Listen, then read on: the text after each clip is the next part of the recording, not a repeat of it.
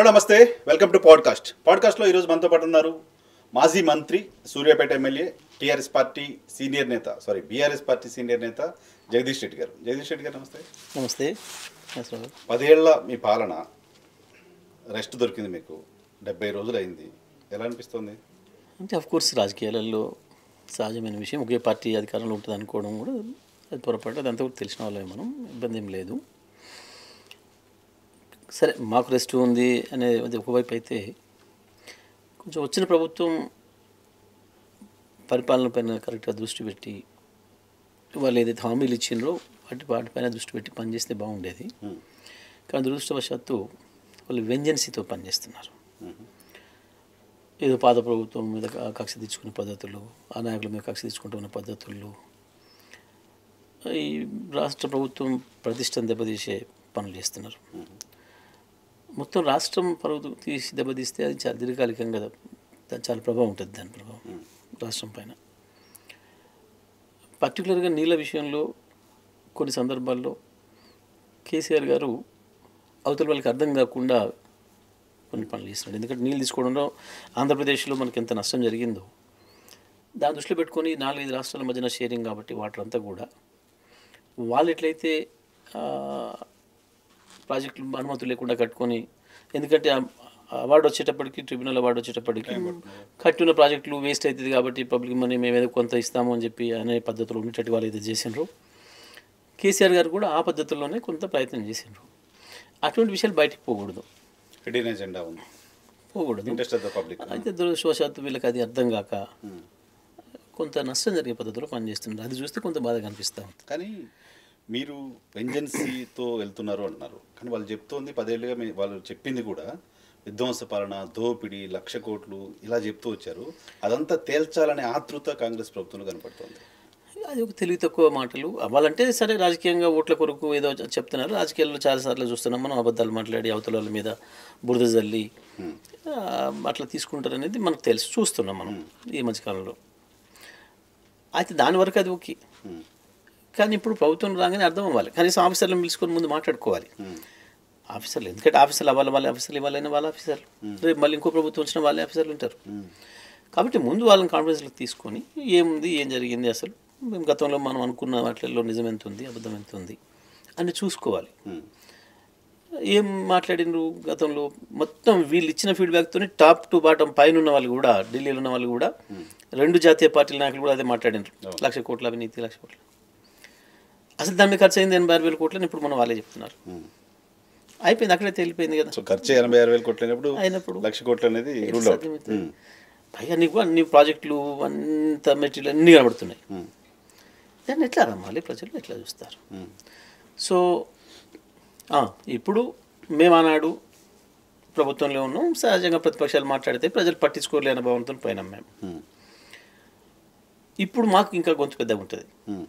ఇప్పుడు వాళ్ళు ఏదనుకుంటున్నారు, కానీ ఒకసారి కేసీఆర్ గారు బయటకు వచ్చి విషయాలను ప్రజలకు వివరిస్తే పటామంచలు అయిపోతాయి ఇవన్నీ కూడా. వీళ్ళు చేసే అబద్ధాలు, దుష్ప్రచారాలు అన్నీ కూడా తెలిపోతాయి. సో దాని మీద నిలబడలేరు, అట్లా అబద్ధాల మీద ప్రభుత్వాన్ని నడపలేము. కానీ కేసీఆర్ గారు మాట్లాడితే వాళ్ళు చేసిన విమర్శలన్నీ పటాపంచలు అవుతాయేమో, ఆరోపణలన్నీ పనికి రాకుండా పోతాయేమో. కానీ పగిలిపోయిన మేడిగడ్డ పిల్లర్ల సంగతి ఏంటి? మేడిగడ్డ చాలా స్పష్టంగా కేసీఆర్ గారి నుంచి చెప్తే బాగా వస్తుంది, మనం చెప్పడం కాకుండా. ఎందుకంటే దాదాపు ఒక 13 రకాల కన్స్ట్రక్షన్స్లో, ప్రాజెక్టుల్లో, లిఫ్ట్లలో, సొరంగ మార్గాలలో, కాలువలలో అదొక చిన్న పార్ట్. పైగా దానికి సంబంధించి ఎప్పుడు కూడా ప్రభుత్వం అంటే పరిపాలకులు ఏం చేస్తారు, పాలసీ మ్యాటర్స్ డిసైడ్ చేస్తారు. సింపుల్. టెక్నికల్ విషయాలు చూడాల్సింది టెక్నీషియన్స్, ఎక్స్పర్ట్స్, ఆఫీసర్స్, వాళ్ళు. మనకు తెలియదు కదా దాంట్లో. సపోజ్ ఇప్పుడు మీరు ఇక్కడ ఉన్నారు, ఇంటర్వ్యూ చేస్తున్నారు, నేను ఇక్కడ కూర్చొని మాట్లాడుతున్నాను. ఇవన్నీ మనం చూడలేం కదా, మంత్రం కాదు కదా. ఇదేంటిది ఇందులో ఏం క్వాలిటీ పెడతారు, ఏం పెడతారు, ఏంది అనేది మనకు కాదు. సో అట్లా ఒకవేళ అక్కడ జరుగుంటే దాని మీద యాక్షన్ తీసుకోవాలి. ఒకవేళ మానవ తప్పిదమే ఉంటే దాని బాధ్యతలో వాళ్ళ మీద చర్యలు తీసుకుంటాం. లేదు అదర్వైజ్ భూమి కింద భూమి పొరల్లో ఏమైనా తేడాలు ఉండటం, వీళ్ళు ఎక్స్పర్ట్ చేసిన దానికంటే ఇంకా లోపలికి ఎక్కడమైనా లూస్ ఆయిల్ ఉండడము, దీని బరువు ఎక్కువ అవడము లాంటిది. అయితే ఇక్కడ ఒకటి ఏంటంటే మనం గమనించాల్సింది, కొట్టుకోపోలే ప్రాజెక్ట్, ఒక పిల్లర్ కుంగింది. ఇట్లాంటి చాలా సందర్భాల్లో జరిగిన భారీ ప్రాజెక్టులు కట్టినప్పుడు, ఎందుకంటే సీజన్స్ మారుతాయి కదా, 1 సంవత్సరం 2 సంవత్సరాలు 3 సంవత్సరాలు పడుతుంది కదా సమయం. అట్లా కొన్ని సందర్భాల్లో కొట్టుకుపోయినాయి కూడా ఉన్నాయి ప్రాజెక్టులు. దేశం అంతటి ఉంది, ప్రపంచం అంతటి కూడా ఉంది. ఇట్లాంటి జరిగినప్పుడు అనుభవాలు ఉన్నాయి. తీసుకొస్తే మా ఎక్స్పర్ట్స్, ఇంటర్నేషనల్ ఎక్స్పర్ట్స్ కూడా తీసుకొచ్చి చూపించి, ఈ ప్రభుత్వంగా చేయాల్సిన బాధ్యత ఏంది, వెంటనే నువ్వు దాన్ని మళ్ళీ దాన్ని రెస్టోర్ చేసేసి నీళ్లు 1,00,000 ఎకరాలకు నీళ్ళు అందించాల్సిన ప్రాజెక్ట్ కాబట్టి దానిపైన దృష్టి పెట్టాలి.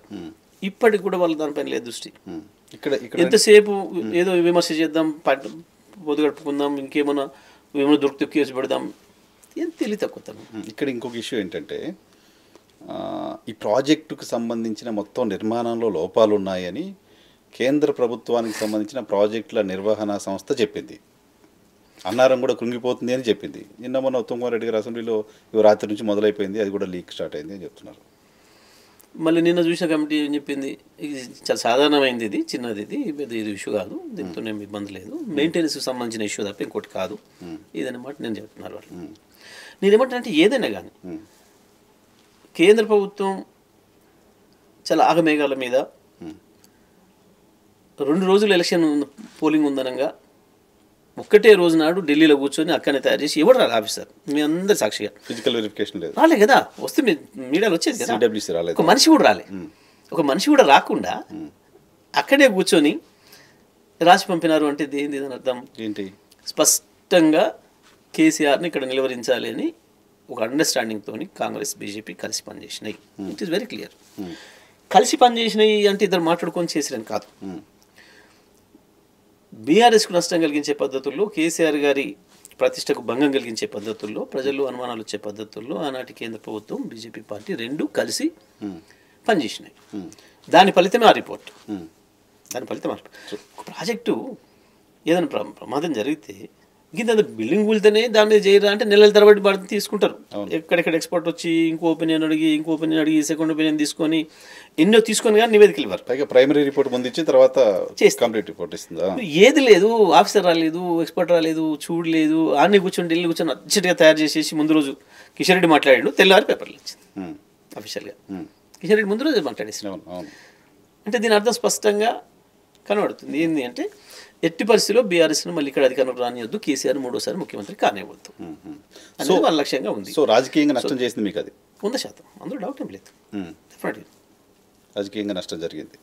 సో కేసీఆర్ గారు మొత్తం కాళేశ్వరం ప్రాజెక్టుకి సంబంధించి జగదీష్ రెడ్డి గారు నేనే కట్టా, నా మానస పుత్రిక అంటూ ఆయన పదే ఆయనే డైరెక్షన్ ఇచ్చి, ఆయనే డిజైన్ చేసి, ఆయనే కట్టారు అనేది ఎక్కువగా ప్రజల్లోకి వెళ్ళడం కారణంగా కూలడము కుంగడము జరిగినప్పుడు కూడా నేచురల్గా కేసీఆర్ గారు క్లెయిమ్ చేసుకోవడం, ఆయనకి యాక్టివేట్ చేయడం జరుగుతుందిగా. జరిగింది, మేము దాన్ని కాదంటలేము, డెఫినెట్గా మేము దాని ఇప్పుడేం కాదంటం లేదు. విచారణ చేసి కరెక్ట్గా ఎక్కడ లోపం జరిగింది, నేనేమంటే నిర్మాణంలో లోపం జరిగిందా అంటే మెటీరియల్లో ఏమైనా మెటీరియల్ వాడటంలో ఏమైనా పొరపాటు తప్పుడు మెటీరియల్ వాడినరా, ఏమైనా తక్కువ క్వాలిటీ మెటీరియల్ వాడినరా, దానివల్ల నష్టం జరిగిందా, లేదా డిజైన్లోనే లోపం జరిగిందా, వాళ్ళు ఎస్టిమేట్ చేయడంలో ఈ భూమి పొరల్ని కిందికి పోయి ఎస్టిమేట్ చేసే దానికి సంబంధించి అక్కడ లోపం జరిగిందా, అన్నీ ఉన్నప్పటికీ మన ప్రెషర్ ఎక్కువై జరిగిందా ఏంది అనేది దానిపైన చూడాల్సింది. ఇప్పుడు నిపుణులందరూ కూడా తేల్చాల్సింది గది. అంత దూరం అంత లోతు పోతే తప్ప అది అంత ఈజీగా ఎవరి మీద పెట్టేది కాదు. ఓకే, ఈజీగా ఏదో ఉత్త కేసు పెట్టి ఒకరి అధికారులను అరెస్ట్ చేసి చూడదు కాదు అది. సో ఇప్పుడు ఈ వెంజెన్స్కి పోవడం కంటే కూడా నీళ్ళు ఇవ్వడం పైన దృష్టి పెట్టాలి ప్రభుత్వం. 100% కదా, ప్రభుత్వం బాధ్యత కదా అది. దానివల్ల జరిగే నష్టం ఎక్కువ, పిల్లలు కొంగడం వల్ల జరిగే క్రాప్ పోతే. ఇప్పుడు నెక్స్ట్ ఒక క్రాప్ పోయినా కూడా 15-20 లక్షల పైన వాళ్ళు దబ్బుకున్న వర్షాలు వస్తేనేమో పర్వాలేదు, మిగతా వాటితో వాళ్ళ చెరువు నుండి వస్తే ఓకే. అదర్వైజ్ ఇక్కడ వర్షాలు రాకుండా పైనుంచి ప్రాణహిత వస్తే మనం చెల్లించే మూల్యం మామూలుది కాదు. 1,40,50 లక్షల ఎకరాలలో పంట నష్టపోతాడు రైతు. ఒక్క పంట నష్టమైనా ఎంత నష్టమైనట్టు రైతు? 1,000 కోట్లు. ఇవాళ సాగర్ కింద చూస్తున్నాం. పాపం గతంలో కూడా ఒకసారి ఇట్లాగే నీళ్లు అక్కడ పెద్దగా లేకపోయినా రైతులు పెట్టుకున్నారే, కేసీఆర్ ఉండి కదా ఏదో ధైర్యం ఇస్తారులే అని మనం కూడా ఏదో ప్రయత్నం చేసి ఇచ్చినాం. ఇప్పుడు అదే నమ్మకంతో వేసుకున్నారు, లక్షల ఎకరాలు ఎండిపోతుంది. అవును, అలా కూడా నిన్న మొన్న వార్తలు వస్తున్నాయి, కొన్ని చోట్ల రైతులు ధర్నాలు కూడా మొదలైనవి అంటున్నారు. ఉమ్, సో అట్లా ఉమ్, ఒక పంట నష్టం చేసినా నష్టమే కదా ఒక ప్రభుత్వంగా నువ్వు నేను నిర్లక్ష్యంతో. ఉమ్. ప్రాజెక్టులు కట్టకుండా ఉండలేవు కదా, అంతే కదా. నువ్వైనా కట్టాల్సిందే, నేను కట్టాల్సిందే తప్పకుండా. హ్యూమన్ ఎర్రరో టెక్నికల్ ఎర్రరా లేకపోతే అదే తెలిసిన తర్వాత దాని మీద యాక్షన్ తీసుకోవచ్చు కదా, అది ఇష్యూ కాదు, అది ఎక్కడ పోదు, తప్పించుకుపోయేది లేదు కదా. ఉమ్, ఉమ్, ఉమ్, జరిగింది ఉంటుంది అట్లాగే. ఉమ్, ఆ తీస్తున్న క్రమంలోనే ఏమైనా తేలొచ్చు, ఉమ్, అక్కడ ఏమన్నా ఎట్లా జరిగింది, అసలు ఎంత లోతు ఇచ్చినారు, అక్కడ ఏంది, కింద డెప్త్ ఏముంది, సాయిల్ ఇంకా లోతుకు వెళ్ళాల్సి ఉండనా, వెళ్ళాల్సినంత అన్ని ప్రాజెక్టులకు వెళ్ళినంత వెళ్ళినరా అనేది అట్లాంటివి చూస్తే సరిపోతుంది తెలియదు. ఎప్పుడు రెస్పాండ్ అవుతారు, ఎప్పుడు బయటకు వచ్చి మాట్లాడతారు కేసీఆర్ గారు దీనిపైన? తప్పకుండా మొన్న అక్కడ సభ పెట్టినప్పుడు అది కేఆర్ఎంబికి సంబంధించింది కాబట్టి దాని మీదే మాట్లాడినారు. తప్పకుండా తొందరలోనే వస్తారు, విషయాలను కూడా చెప్తారు, అందులో సందేహం ఏం లేదు. సో కేఆర్ఎంబికి సంబంధించి మీరు వాయిస్ రైజ్ చేస్తున్నారు. బీఆర్ఎస్ పార్టీ ఓడిపోయిన తర్వాత మొదటి ఆందోళన కార్యక్రమం మీ నాయకత్వంలో అక్కడ చేశారు. సో కేఆర్ఎంబి విషయంలో ఇంకా ఆ నష్టం పోయినట్టేనా ఇప్పుడు ఈ తీర్మానంతో? ఒక్కటైతే విజయం సాధించినాం తెలంగాణ ప్రజలుగా. బీఆర్ఎస్ పార్టీ నాయకత్వంలో మొదటి విజయం ఏంటంటే కేంద్రానికి అప్పచెప్దామన్న రాష్ట్ర ప్రభుత్వ ఆలోచన విరమించుకొని సాక్షాత్ అసెంబ్లీలోనే మేము ఇవ్వటం లేదు అని వాళ్ళతో చెప్పించినాం. తప్పకుండా ఆ మేరకు తెలంగాణ ప్రజల్ని, ప్రత్యేకించి కృష్ణా బేసిన్లో ఉన్న ప్రజలందరినీ కూడా చైతన్యం చేసినాం. ప్రభుత్వం దానికి భయపడి మళ్ళీ వెనక్కి వచ్చి మేము అప్పగించడం లేదు అని ప్రకటన చేసేటట్టు చేయగలిగినాం. అయినా ఇంకా ఉందా ఆ భయము అని అంటే తప్పకుండా ఉంటుంది, ఎందుకంటే నాగార్జున సాగర్ని వెనక్కి తెచ్చేంత వరకు ఆ సమస్య ఉన్నట్లే. ఇప్పుడు ఇంకా నాగార్జున సాగర్ ఇంకా తెలియదు, అసలు దానికి సంబంధించి కనీసం ఒక ఉత్తర ప్రత్యుత్తరం కూడా లేదు. ఇప్పటికి కేంద్రానికి వీళ్ళు అసలు కరెస్పాండెన్స్ చేయలేదు, నాగార్జున సాగర్ మాకు ఇవ్వండి అని చెప్పి రాయట్లేదు, ఇంత రాయాలి ఇప్పటికి కూడా. కేఆర్ఎంబి మాకు ఇవ్వాలని తీర్మానం చేసి పంపించా కానీ మనం తీసుకోలేదు. ఇంకా వాళ్ళు ఆ రోజు సంతకాలు పెట్టి వచ్చిండ్రు అనేది వాస్తవం, అంత పత్రికల్లోనే వచ్చింది, మేము ఆరోపణ చేయలేదు. పత్రికల్లో వచ్చినాక మేము దాని మీద మట్టాను, రియాక్ట్ అయ్యాం అందరం కూడా. ఆ తర్వాతనే వాళ్ళు ఇక అదే బుకాయింపు చేస్తూ మీరే ఇచ్చిర్రు అని చెప్పడం మొదలుపెట్టారు. మీరు చూడండి స్పష్టంగా, ఇవ్వకపోతే ఇవ్వలేదు అనేది ఉండాలి, ఇస్తే ఇగో ఈ పలానాడు మీరు ఇచ్చేసిర్రు మేము వచ్చేటప్పటికైనా చూపించాలి. అది లేకుండా ఉత్తన నోటి మాటలతో మీరు ఇచ్చిర్రు అన్నారు. మేము కాగితాలు, డేట్లతో సహా, మినిట్స్తో సహా అన్ని బయటపెట్టిన తర్వాత ఇలా వెళ్ళి కాబడ్డారు. ఎప్పుడైతే కేసీఆర్ ప్రజల్లో పోయిండో చర్చ మొదలైంది తీవ్రంగా, దాంతో మళ్ళీ భయపడి వెనక్కి వచ్చిర్రు. కానీ అయితే ఇప్పటికి కూడా ఈ రోజు వరకు కూడా సాగర్ను మాకు వెనక్కి ఇవ్వండి అని చెప్పి వీళ్ళు ఇప్పుడు ఉత్తరం రాసింది కానీ, డిమాండ్ చేసింది కానీ ప్రధానమంత్రికో కేంద్ర ఇరిగేషన్ శాఖ మంత్రికో లేదా కేఆర్ఎంబికో ఉత్తరం పెట్టిన సందర్భం ఎప్పుడు కూడా లేదు. సో సాగర్ ఆయకట్టు రైతాంగం ఇంకా ప్రమాదంలోనే ఉంది డెఫినెట్గా. సో కానీ మీరు కాంగ్రెస్ సర్కార్ వచ్చిన తర్వాత కూడా కొంతమంది ఆఫీసర్లను మేనేజ్ చేసి ఈఎన్సీ గారు వెళ్ళి అక్కడ కేఆర్ఎంబి మీటింగ్లో ఏదో చెప్పారు అంటే అది చెప్పడం వెనక బీఆర్ఎస్ పార్టీ ఉంది అనేది బట్టి విక్రమార్క గారు, ఉప ముఖ్యమంత్రి గారు అసెంబ్లీలో చెప్పిన మాట. అంటే కొంచెమన్నా తెలివి ఉండాలి, అదే అంటున్నా. ఇక్కడ వీళ్ళు ఏమైందంటే గతంలో వీళ్ళు ఒకసారి కూడా ప్రభుత్వం నడపక, ప్రభుత్వంలో లేక ఉండే ఆ ఇమ్మెచ్యూరిటీని బయట పెట్టుకుంటున్నారు. వాస్తవానికి కేఆర్ఎంబి సమావేశం ఉందన్నప్పుడు ముఖ్యమంత్రి గారు, ఇరిగేషన్ మంత్రి గారు పిలిచి గతంలో ఏం జరిగింది, గత మీటింగ్స్లో ఏం చెప్పారు, గత ప్రభుత్వం ఏం స్టాండ్ తీసుకుంది మన హక్కుని కాపాడడం కొరకు అనేది తెలుసుకొని ఆ స్టాండ్ మీదనే ఉంటారా, ఇంకేమైనా మారుతుందా, డైరెక్షన్ ఇచ్చి పంపాలి. మరి ఏం కారణం చేతనో ఆ రివ్యూ మీటింగ్ జరిగినట్టు ఇక్కడ మనం చూడలేదు. సీఎం చేయలేదు, ఇరిగేషన్ మినిస్టర్ చేయలేదు. వాళ్ళు పోయినరు, మరి పై ఆఫీసర్లు వచ్చిండ్రు, దేని పోయినరు, ఎందుకు పెట్టొచ్చిండ్రో తెలియదు. సెక్రటరీ చెప్పిండా మరి దేని పెట్టి ఇద్దరు పోయినరు, దాన్ని వాళ్ళు బాధ్యులు. తెల్లవారి మీరు ఎట్లా మాట్లాడినారు, లేదు టీఆర్ఎస్ ప్రభుత్వం ఇచ్చింది అని చెప్పి మాట్లాడినారు కదా. ఇప్పుడు ఇన్ని రోజులు మీరు డిఫెండ్ చేసుకునే ప్రయత్నం చేసినారు, అవి అయిపోయింది. మరి తెల్లారు ఒకవేళ నిజంగా అదే కనుక అయ్యి ఉంటే అదే రోజు రాత్రి ఆఫీసర్ని తీసి పడేసేయాలి. ప్రభుత్వం డైరెక్షన్ లేకుండా ఎట్లా పెట్టొచ్చు నువ్వు అని చెప్పి యాక్షన్ తీసుకోవాలి. 15 రోజులు బుకాయింపు చేసిండ్రు, మీరే చేసిండ్రు అబద్ధాలు చెప్పి మనం ఎవడైపోయినరు, తేలిపోయింది కాదు అనేది. దొరికిపోయిన దొంగలు ఇప్పుడు నాకు ఇక్కడ ఒక డౌట్ ఏంటంటే, సో ముఖ్యమంత్రి రివ్యూ పెట్టి మనం కేఆర్ఎంబి మీటింగ్లో ఏం చెప్పాలి అనేది అధికారులకు బ్రీఫ్ చేయలేదు, యాజ్ ఫర్ యూ బ్రీఫ్ చేయలేదు, ఈవెన్ డిప్యూటీ సీఎం బ్రీఫ్ చేయలేదు. గత ప్రభుత్వం ఏం చేస్తుందో అదే వాళ్ళు చేసుకుంటూ వెళ్ళారు. లేదు, నేను చెప్తుంది గత ప్రభుత్వం ఏం చేసింది అనేది చూసి దాని మీద ఇప్పుడు మా ప్రభుత్వం యొక్క డైరెక్షన్ ఇది, ఈ పద్ధతిలో మీరు పోయిరండి, ఈ పద్ధతిలో చెప్పిరండి అని చెప్పాల్సి ఉండే.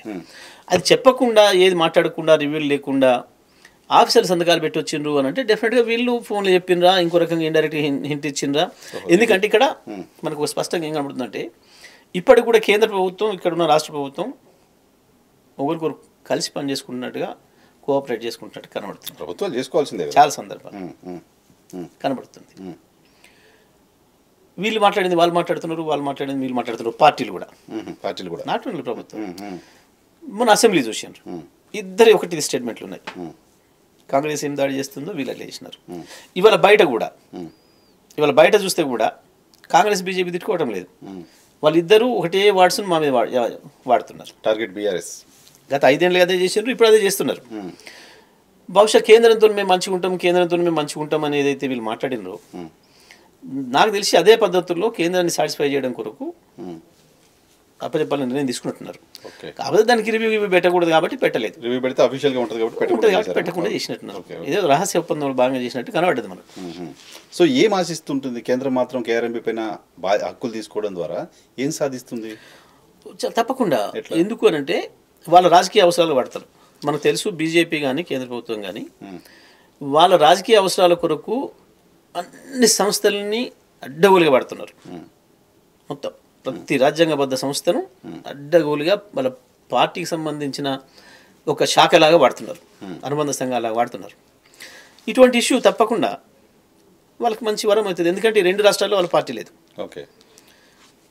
జుట్టు వాళ్ళ చేతికి ఇస్తే నీ జుట్టు పట్టుకొని నాకు ఇస్తాడు. వాటర్ ప్రైమరీ నీడ్ కాబట్టి ఇద్దరు రావాల్సిందే, వస్తారు. రాజకీయ ఇప్పుడు అక్కడ ఆంధ్రప్రదేశ్లో ఏం జరుగుతుంది? బద్ధ శత్రువులైన 2 పార్టీలను కూడా వాళ్ళ చేతులు పెట్టుకున్నారు. వాళ్ళకి కేసుల భయమో అవసరాలు ఏదో వాళ్ళని ఎక్కడో లొంగదీస్తున్నాయి. అంతే కదా. సో ఎటువంటి అప్లికేషన్ కేసీఆర్కి లేదు కాబట్టి మాకేం లేదు. మేము ఉన్నదే తెలంగాణ కొరకు కొట్లాడడానికి. బస్ మేము యథేచ్ఛగా పనిచేస్తాం, ఎంత దూరమైనా కొట్లాడతాం. అది ఏ ప్రభుత్వం ఉండేది పైన. రైట్. వాటర్ విషయం పక్కన పెడితే విద్యుత్ విషయం, నాకు తెలిసి తెలంగాణ రాష్ట్రం వచ్చిన తర్వాత సుదీర్ఘకాలం విద్యుత్ శాఖ మంత్రిగా పనిచేసిన అదృష్టం, అటువంటి అవకాశం మీకు దొరికింది. ఇంకా మళ్ళీ 10 ఏళ్ళు ఎవరైనా విద్యుత్ శాఖ మంత్రి కంటిన్యూస్ ఉండాలనేది అంత ఈజీ టాస్క్ కాకపోవచ్చు ఎవరికి. సో విద్యుత్ విషయంలో కూడా గత ప్రభుత్వం భారీగా అప్పులు చేసింది, విద్యుత్ సంస్థలని నష్టాల్లో ముంచేసింది, రాష్ట్ర ప్రజల ఎత్తున అప్పులు పెట్టింది అంటూ ఈ ప్రభుత్వం చెప్తుంది. శ్వేతపత్రం రిలీజ్ చేసింది. ఎంత తెలివి తక్కువ పని చేసినారో ఇప్పుడు అర్థమవుతుంది వాళ్ళకి. ఎందుకంటే అసలు ఈ దేశంలో అప్పులేని రాష్ట్రం ఉందా? అసలు భారతదేశానికి ఉన్న అప్పు ఎంత? భారతదేశం కాదు, అగ్రరాజ్యం అనుకున్న అమెరికాకి హైయెస్ట్ అప్పులు ఉన్నాయి, జపాన్కు ఉన్నాయి, ఈ దేశ ప్రత్యానికి ఉన్నాయి. అప్పును గతంలో తప్పుగా చూసేది, కానీ ఇప్పుడు అప్పును పరపతి కింద చూస్తున్నారు. సింపుల్. అన్ని విషయాలు నేను అసెంబ్లీలో కూడా స్పష్టంగా చెప్పిన. వాళ్ళ అమాయకత్వం అంతా బయట పెట్టుకున్నారు పాపం. ఒక మంత్రి ఒకటి మాట్లాడితే ఇంకొక మంత్రి ఇంకోటి మాట్లాడి వాళ్ళకి యావరేజ్ అంటే ఎందుకు కూడా తెలియని అంత అమాయకంగా ఉన్నారు. అంటే మీకు అలా కలిసి వచ్చింది. మీరేమో 10 ఏళ్ళు పట్టుంది సాగిపోయినా వాళ్ళు కొత్తగా వచ్చారు, అంత తెలుసుకునే లోపు మీరు అటాక్ చేశారు. శ్వేతపత్రం కాస్త టైం తీసుకొని పెట్టుండాలి, తెలుసుకొని మాట్లాడాలి. కొంచెం టైం తీసుకుంటే ఆ పత్రం అట్లా పెట్టారు. ఓకే, పత్రం అక్కడే రాదు మొదలు. వాళ్ళు ఆతృతలో పోయినరు పాపం. ఆఫీసర్లు కూడా కొత్త భయంగా ఉన్నారు. అప్పటికి వీళ్ళు కేసులు పెడతాం, జైలు వేస్తాం, అది ఇది అంటున్నారు కాబట్టి ఆఫీసర్లు కూడా పాపం భయపడి ఉన్నారు. ఫేర్గా వాళ్ళు చెప్పే పరిస్థితిలో లేరు. నేను శ్వేతపత్రాన్ని ఆహ్వానించిన, నేను అంగీకరిస్తున్నాను కూడా చెప్పిన. అవసరమైతే జైల్లో పెట్టినా కూడా సవాల్ చేశాను. నేను శ్వేతపత్రాన్ని నేను పూర్తిగా దాన్ని అంగీకరిస్తా ఉన్నా. ఇందులో ఏం లేదు, తప్పేం లేదు. మీ ఆలోచనలో తప్పు ఉంది తప్ప ఈ పత్రంలో ఏం రాయలేదు. ఏంది వాళ్ళు కొండందుమి ఏదో ఎలుకను పడదాం అనుకున్నారు, ఎలుక తోక కూడా దొరకలేదు, దాని తోకలో ఉన్న వెంట్రుక కూడా దొరకలేదు వాళ్ళకి. అసలు లేదు, స్కోపే లేదు. ఎందుకంటే ఈ ప్రభుత్వం వచ్చిన నాటికి అప్పులతో వచ్చింది. తెలంగాణ రాష్ట్రం పుట్టినాడు అప్పుతో పుట్టింది. ప్రాథమికమైన విషయం, తెలంగాణ రాష్ట్రం పుట్టినాడు విద్యుత్ సంస్థలో మొత్తం అంతే. రాష్ట్ర ప్రభుత్వం కూడా 80,000 అప్పుతో వచ్చింది.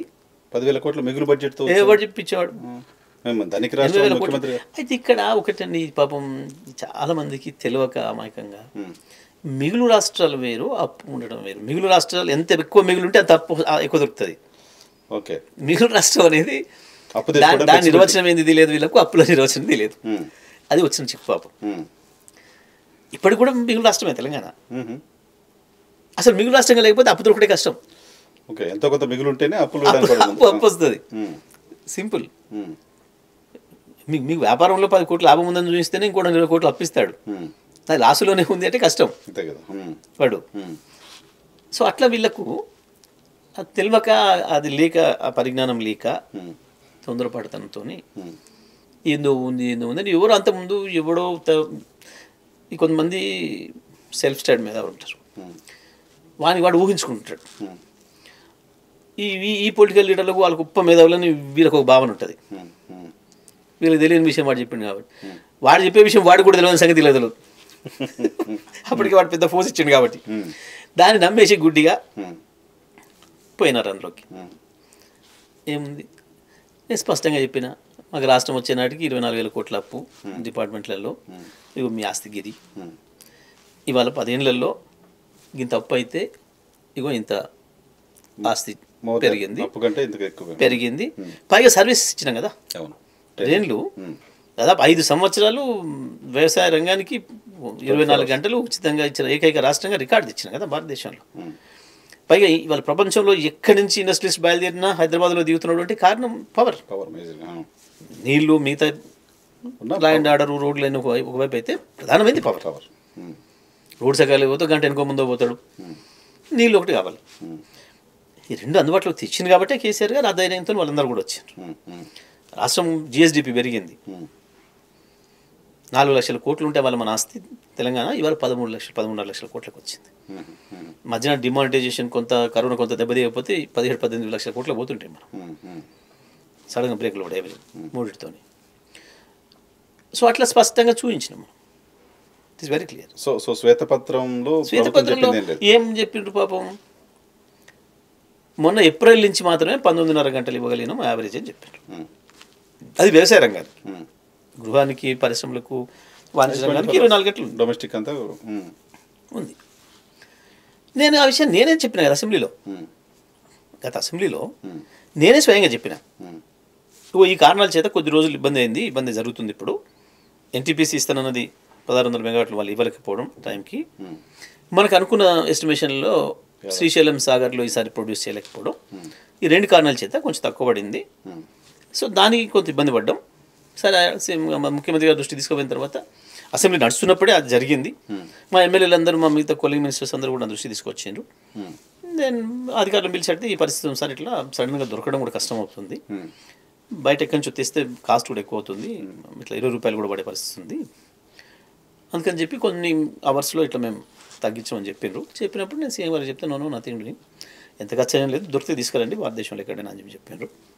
ముందే అగ్రిమెంట్ చేసుకోలేదు కాబట్టి మనం కొంచెం కష్టమవుతుంది అనే విషయాన్ని సాక్షాత్ అదే అసెంబ్లీలో చెప్పిన. అదే భట్టి గారు, అదే శ్రీధర్ బాబు గారు ఇతరులు వైపు ఉన్నారు, చెప్పినాం. అది రికార్డే ఉంది. దానికి తప్ప శ్వేతపత్రం కూడా 19.5 గంటలు ఎంతో ఏప్రిల్ నుంచి, మొన్న ఏప్రిల్ నుంచి మాత్రమే, అంతకుముందు కాదు, అంతకుముందు 24 అవర్స్ వాళ్ళు యాసిడ్ రాశారు అధికారులు.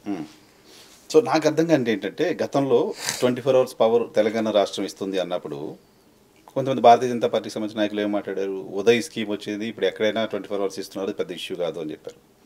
కాంగ్రెస్ పార్టీకి సంబంధించిన నాయకులు కూడా మేము వేసిపోయిన ప్రాజెక్టుల వల్ల ఇప్పుడు జనరేషన్ పెరిగింది కాబట్టి ఇస్తున్నారు, ఎవరైనా ఇస్తున్నారు.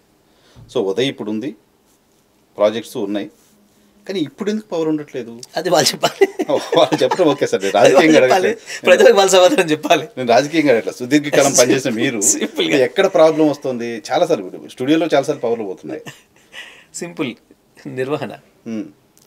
నిర్వహణ చేతగాక, పరిపాలన అనుభవం లేక, అన్నిటి మించి ఆ రంగం యొక్క ప్రాధాన్యత తెలియక, కేసీఆర్ ఉత్తనే అనలే 24 గంటలని, మొత్తం దేశానికి, ప్రపంచంలో ఉండే పారిశ్రామికవేత్తలకు ఒక విశ్వాసం ఇవ్వటానికి, ప్రజలకు విశ్వాసం ఇవ్వటానికి ఆ మాట చెప్పింది.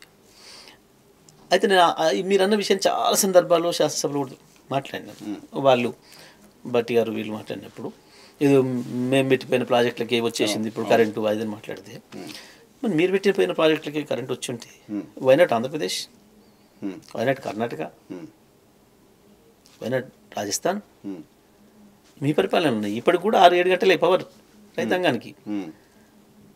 ప్రతి సమ్మర్లో బెంగళూరు, ఢిల్లీతో సహా ప్రతి రాజధాని నగరాల్లో పవర్ కట్స్ ఉన్నాయి, ఎక్సెప్ట్ హైదరాబాద్. మరి అది ఎట్లా? మీరు పెట్టిపోయిన వాళ్ళే అయితే మీ రాజస్థాన్ మీద మీ ప్రేమ లేదా, మీ సోనియమ్మకి కర్ణాటక మీద లేదా? ఆనాడు సమైక్య ఆంధ్రప్రదేశ్లో మొత్తం వాళ్ళే కదా పెద్దలు చేసిన వాళ్ళు, ఎందుకు రావట్లేదు మరి? ఏంది, ప్రజల మీద ప్రేమ ఉండాలి, ప్రజలకు ఇవ్వాలని తపన ఉండాలి, రాష్ట్ర భవిష్యత్తును ఎట్లా ముందు తీసుకుపోవాలని సోయి ఉండాలి. ఇవి లేవు పాపం. వాళ్ళు వచ్చింది వేరు, వాళ్ళ పర్పస్ వేరు, కాబట్టి ఆ బిజీలో ఉన్నారు. దీనిపైన దృష్టి లేదు, కేవలం దృష్టి పెట్టలేకపోవడమే కారణం. 100% అందులో డౌట్ ఏం. కొనుగోళ్ళు అగ్రిమెంట్స్ పాత అగ్రిమెంట్సే కదా అవన్నీ, అదంతా చేసుకుని రోజువారీ కొనాలి, రోజువారీ కొనాలి. కొంతనేమో శాశ్వతమైన ఉంటాయి, లాంగ్ టర్మ్ ఒప్పందాలు ఉంటాయి, షార్ట్ టర్మ్ ఒప్పందాలు ఉంటాయి. కొంతనేమో రోజు కొనుక్కోవాలి. ఎవరైనా సరే, ఎవరైనా రోజు అవసరాన్ని బట్టి ఫ్లక్చుయేషన్ ఉంటుంది కాబట్టి. అంటే పవర్ అనేది చాలా లిమిటెడ్ సోర్స్, కష్టమైన సబ్జెక్ట్. అర్థం చేసుకోవడానికి కూడా ఎందుకు లాస్ అయింది, లాభం అయింది అని చెప్పడానికి, లైక్ మిలిటరీ. మీరు మిలిటరీ మీద ప్రతి సంవత్సరం 5 లక్షలు, 6 లక్షలు, 7 లక్షల కోట్లు ఖర్చు పెడతారు. మీరు మరి ఎప్పుడు పని చేస్తారు? వాళ్ళు యుద్ధం వచ్చినప్పుడే కదా. మరి యుద్ధం రావట్లేదు, పైసలు దండగా అంటే ఎట్లా? రెడీగా ఉండాలి, ఇంకా 24 అవర్స్ రెడీగా ఉండాలి. అంతే. మరి పవర్ కూడా 24 అవర్స్ రెడీ పెట్టాలి మీరు. Okay okay. ఇప్పుడు మీరు ఈ స్టూడియో వాడుతున్నారు, ఇప్పుడు ఇంటర్వ్యూ చేస్తున్నారు కాబట్టి ఈ గంట కొరకు వాడతారు. ఇప్పుడు ఇన్ని లైట్లు ఇస్తున్నారు, 20 వాట్స్, 30 వాట్స్, 50 వాట్స్ కావాలి దీనికి. మీరు గంట సేపట్లో కట్టేస్తారు, మరి తర్వాత ఇది 5-6 గంటలు కూడా క్లోజ్ ఉండొచ్చు. కానీ దీని కొరకు కూడా పవర్ రెడీ పెట్టాలి కదా, రెడీగా ఉండాలి. పెట్టాలి కదా. మీకు 24 అవర్స్ మీకు ఎంతైతే రిక్వైర్మెంట్ ఉందో టోటల్ రిక్వైర్మెంట్ పవర్ను మీకు అందుబాటులో పెట్టాలి. Okay okay. టోటల్ యూటిలిటీకి సంబంధించినంత రెడీగా ఉండాలి, మొత్తం కొని ఉంచాలి. ఓకే. మీరు ఏంది వాడిన దానికే బిల్ కడతారు. ఓకే. వాడినా వాడకపోయినా మనం పైసలు అక్కడ కట్టాలి కంపెనీలు. Okay okay okay. కొంత తేడా ఉంటుంది వాడకపోతే దీనికి ఏంది అనేది. చాలా డైనమిక్ ఉంటుంది. సెకండ్ స్ప్లిట్ సెకండ్ చాలండి మొత్తం గ్రిడ్ కొలాప్స్ కావడానికి. మిలిటరీ కూడా అప్రమత్తంగా లేకపోతే ఒకటి చచ్చిపోతాడం, కానీ ఇక్కడ సిస్టమే కొలాప్స్ అయిపోతుంది మొత్తం. అంత డైనమిక్గా 24 అవర్స్ అంత జాగ్రత్తగా కంటి రెప్పవలసకుండా చూస్తూ కూర్చోవాల్సిన అవసరం. సో అట్లా కొంత మనం వాడకపోయినా పేమెంట్స్ చేయాల్సిన పరిస్థితి వస్తుంది కొన్ని సందర్భాల్లో. ఓకే. అందుకని దానికి ఏం చేస్తామంటే ఏ టైంకి ఎక్కువ వాడకం ఉంటుంది ఆ టైంకి ఎక్కువ కొంటాం. ఏది టెంపరీ రోజువారీ టైమింగ్ ఒక ఐడియా ఉంటుంది కాబట్టి పీక్ అవర్స్ అంటాం. ఇప్పుడు సాయంత్రం ఇప్పుడు 5-6 గంటల నుంచి రాత్రి 10 వరకు, మార్నింగ్ 5 నుంచి 9 వరకు పీక్ అవర్స్. ఆ టైంలో ధర కూడా ఎక్కువ ఉంటుంది. అది కొంచెం ముందు జాగ్రత్తగా అడ్వాన్స్నే మనం బుక్ చేసుకొని ఉంటే కొంచెం మనకు తక్కువ దొరికే అవకాశం ఉంటుంది. అట్లా మనం జాగ్రత్త చేసి అంటే మాకు సిఎండీలు డిపార్ట్మెంట్ నుంచి రావడం వల్ల వచ్చిన లక్ అది. ప్రభాకర్ గారు కావచ్చు, రఘుమాడి గారు కావచ్చు, వీళ్ళంతా కూడా పర్టికులర్ ప్రభాకర్ గారు ఆయన దాంట్లో ఎక్స్పర్ట్. పైగా ఆయన రూపాయి ఎట్లా సేవ్ చేయాలి అనే విషయంలో చాలా అంటే చాలా జాగ్రత్తగా ఉంటారు. సో వాళ్ళ మెయింటెనెన్స్ కాబట్టి చేయగలిగినాం ఇది. అదే ఐఎస్ ఆఫీసర్తో చేయలేం, కష్టం. ప్రభాకర్ రావు మొత్తం కల్ప్రిట్, ఆయనే వేల కోట్లు దోచేశారు. అంత మించిన దుర్మార్గం ఇంకోటి ఉండదు. ఇమీడియట్గా ఆయన ముందు ప్రవేశపెట్టిండి రేవంత్ రెడ్డి గారు అన్నారు అనేది వార్త వాళ్ళతో రాయించారు, పిలవలేదు, మాట్లాడలేదు. వారు ఇచ్చిన స్టేట్మెంట్ కూడా చిన్న, నాకు ఎవరు పిలవలేదు, పిలిస్తే వస్తాను సేమ్ గారి దగ్గరికి అని. లేదు మళ్ళీ కూడా పిలవలేదు, అంతే. అంటే అర్థమైపోయింది వాళ్ళు మాట్లాడింది అంతా తప్పు. ఆయన మీద మాట్లాడమే, అసలు ఆయన మీద మాట్లాడడం అనేది ఉన్నారు న్యాయంగా చెప్పాలండి. పాప అంత గొప్పగా విద్యుత్తును తీసుకొచ్చి తెలంగాణ డెఫినెట్గా పవర్ ఆయన ఎక్స్పీరియన్స్ అంతా ఉపయోగపడింది కదా. బడ్జెట్ అదే ఐఏఎస్ ఆఫీసర్లు ఇవాళ జరుగుతుంది, ఇవాళ ఎందుకు జరుగుతుంది, మరి ఇవాళ ఎందుకు జరుగుతుంది? కరెంట్ పోతుందనే గునుగుడు అయితే ఉంది తెలంగాణ రాష్ట్రంలో. మీ స్టూడియోలో పోవట్లేదా? అదే ఎందుకంటే పోతుంది, చూస్తున్నాం. అది గతంలో పోయిందా ఎప్పుడైనా? మీరు పెట్టిన రోజులు ఎందుకు తెలియదు కానీ మరి మీరు పెట్టిన దగ్గర నుంచి అయితే మా గవర్నమెంట్ 2 రోజులు పోలే కదా, తెలుస్తుంది. రీజన్ ఏంటో తెలియట్లేదు, బట్ కరెంట్ పోతుంది, అగ్రి. కరెంట్ పోతుందనే విషయం చాలా మంది మాట్లాడుకున్నారు. నాకు అది డౌట్ ఏంటంటే అప్పుడు ఎందుకు పోలేదు, ఇప్పుడు ఎందుకు పోతుంది? కేవలం నిర్వహణ, ఇంకేమైనా రీజన్ ఉందా? నిర్వహణ కాకపోతే ఈ జిల్లా ఇన్ఛార్జ్ మినిస్టర్ ఉన్నాడు, హైదరాబాద్ జిల్లా. 10 ఏళ్లలో నేను ఎప్పుడన్నా మీకు పవర్ కట్స్ అవుతాయి, పలానా టైంకు రిపేర్లు అవుతాయి అని చెప్పినా, అది చిన్న లైన్మెన్ లేదా ఏఈ, హయ్యర్ సైడ్ డిఈ, వాళ్ళ లెవెల్లో వాళ్ళు ఇచ్చుకోవాలి స్టేట్మెంట్లు. వాళ్ళు మెసేజ్లు కూడా పంపుతారు. వాళ్ళ ఏ ఏరియాలో అయితే ఆ రోజు 1 గంట కొరకు 2 గంటల కొరకు ఏదన్నా లైన్ మార్చే పను, బ్రేక్ డౌన్ ఏదైనా అవసరం ఉంది అనుకుంటే, చెట్లు కుట్టేది ఏది ఉందనుకుంటే, మెయింటెనెన్స్ కొరకు అనుకుంటే ముందు రోజే సెల్లలో సమాచారం ఇస్తారు, ఆ లోకల్ పేపర్లో చెప్తారు. అక్కడి వరకు అయిపోతుంది.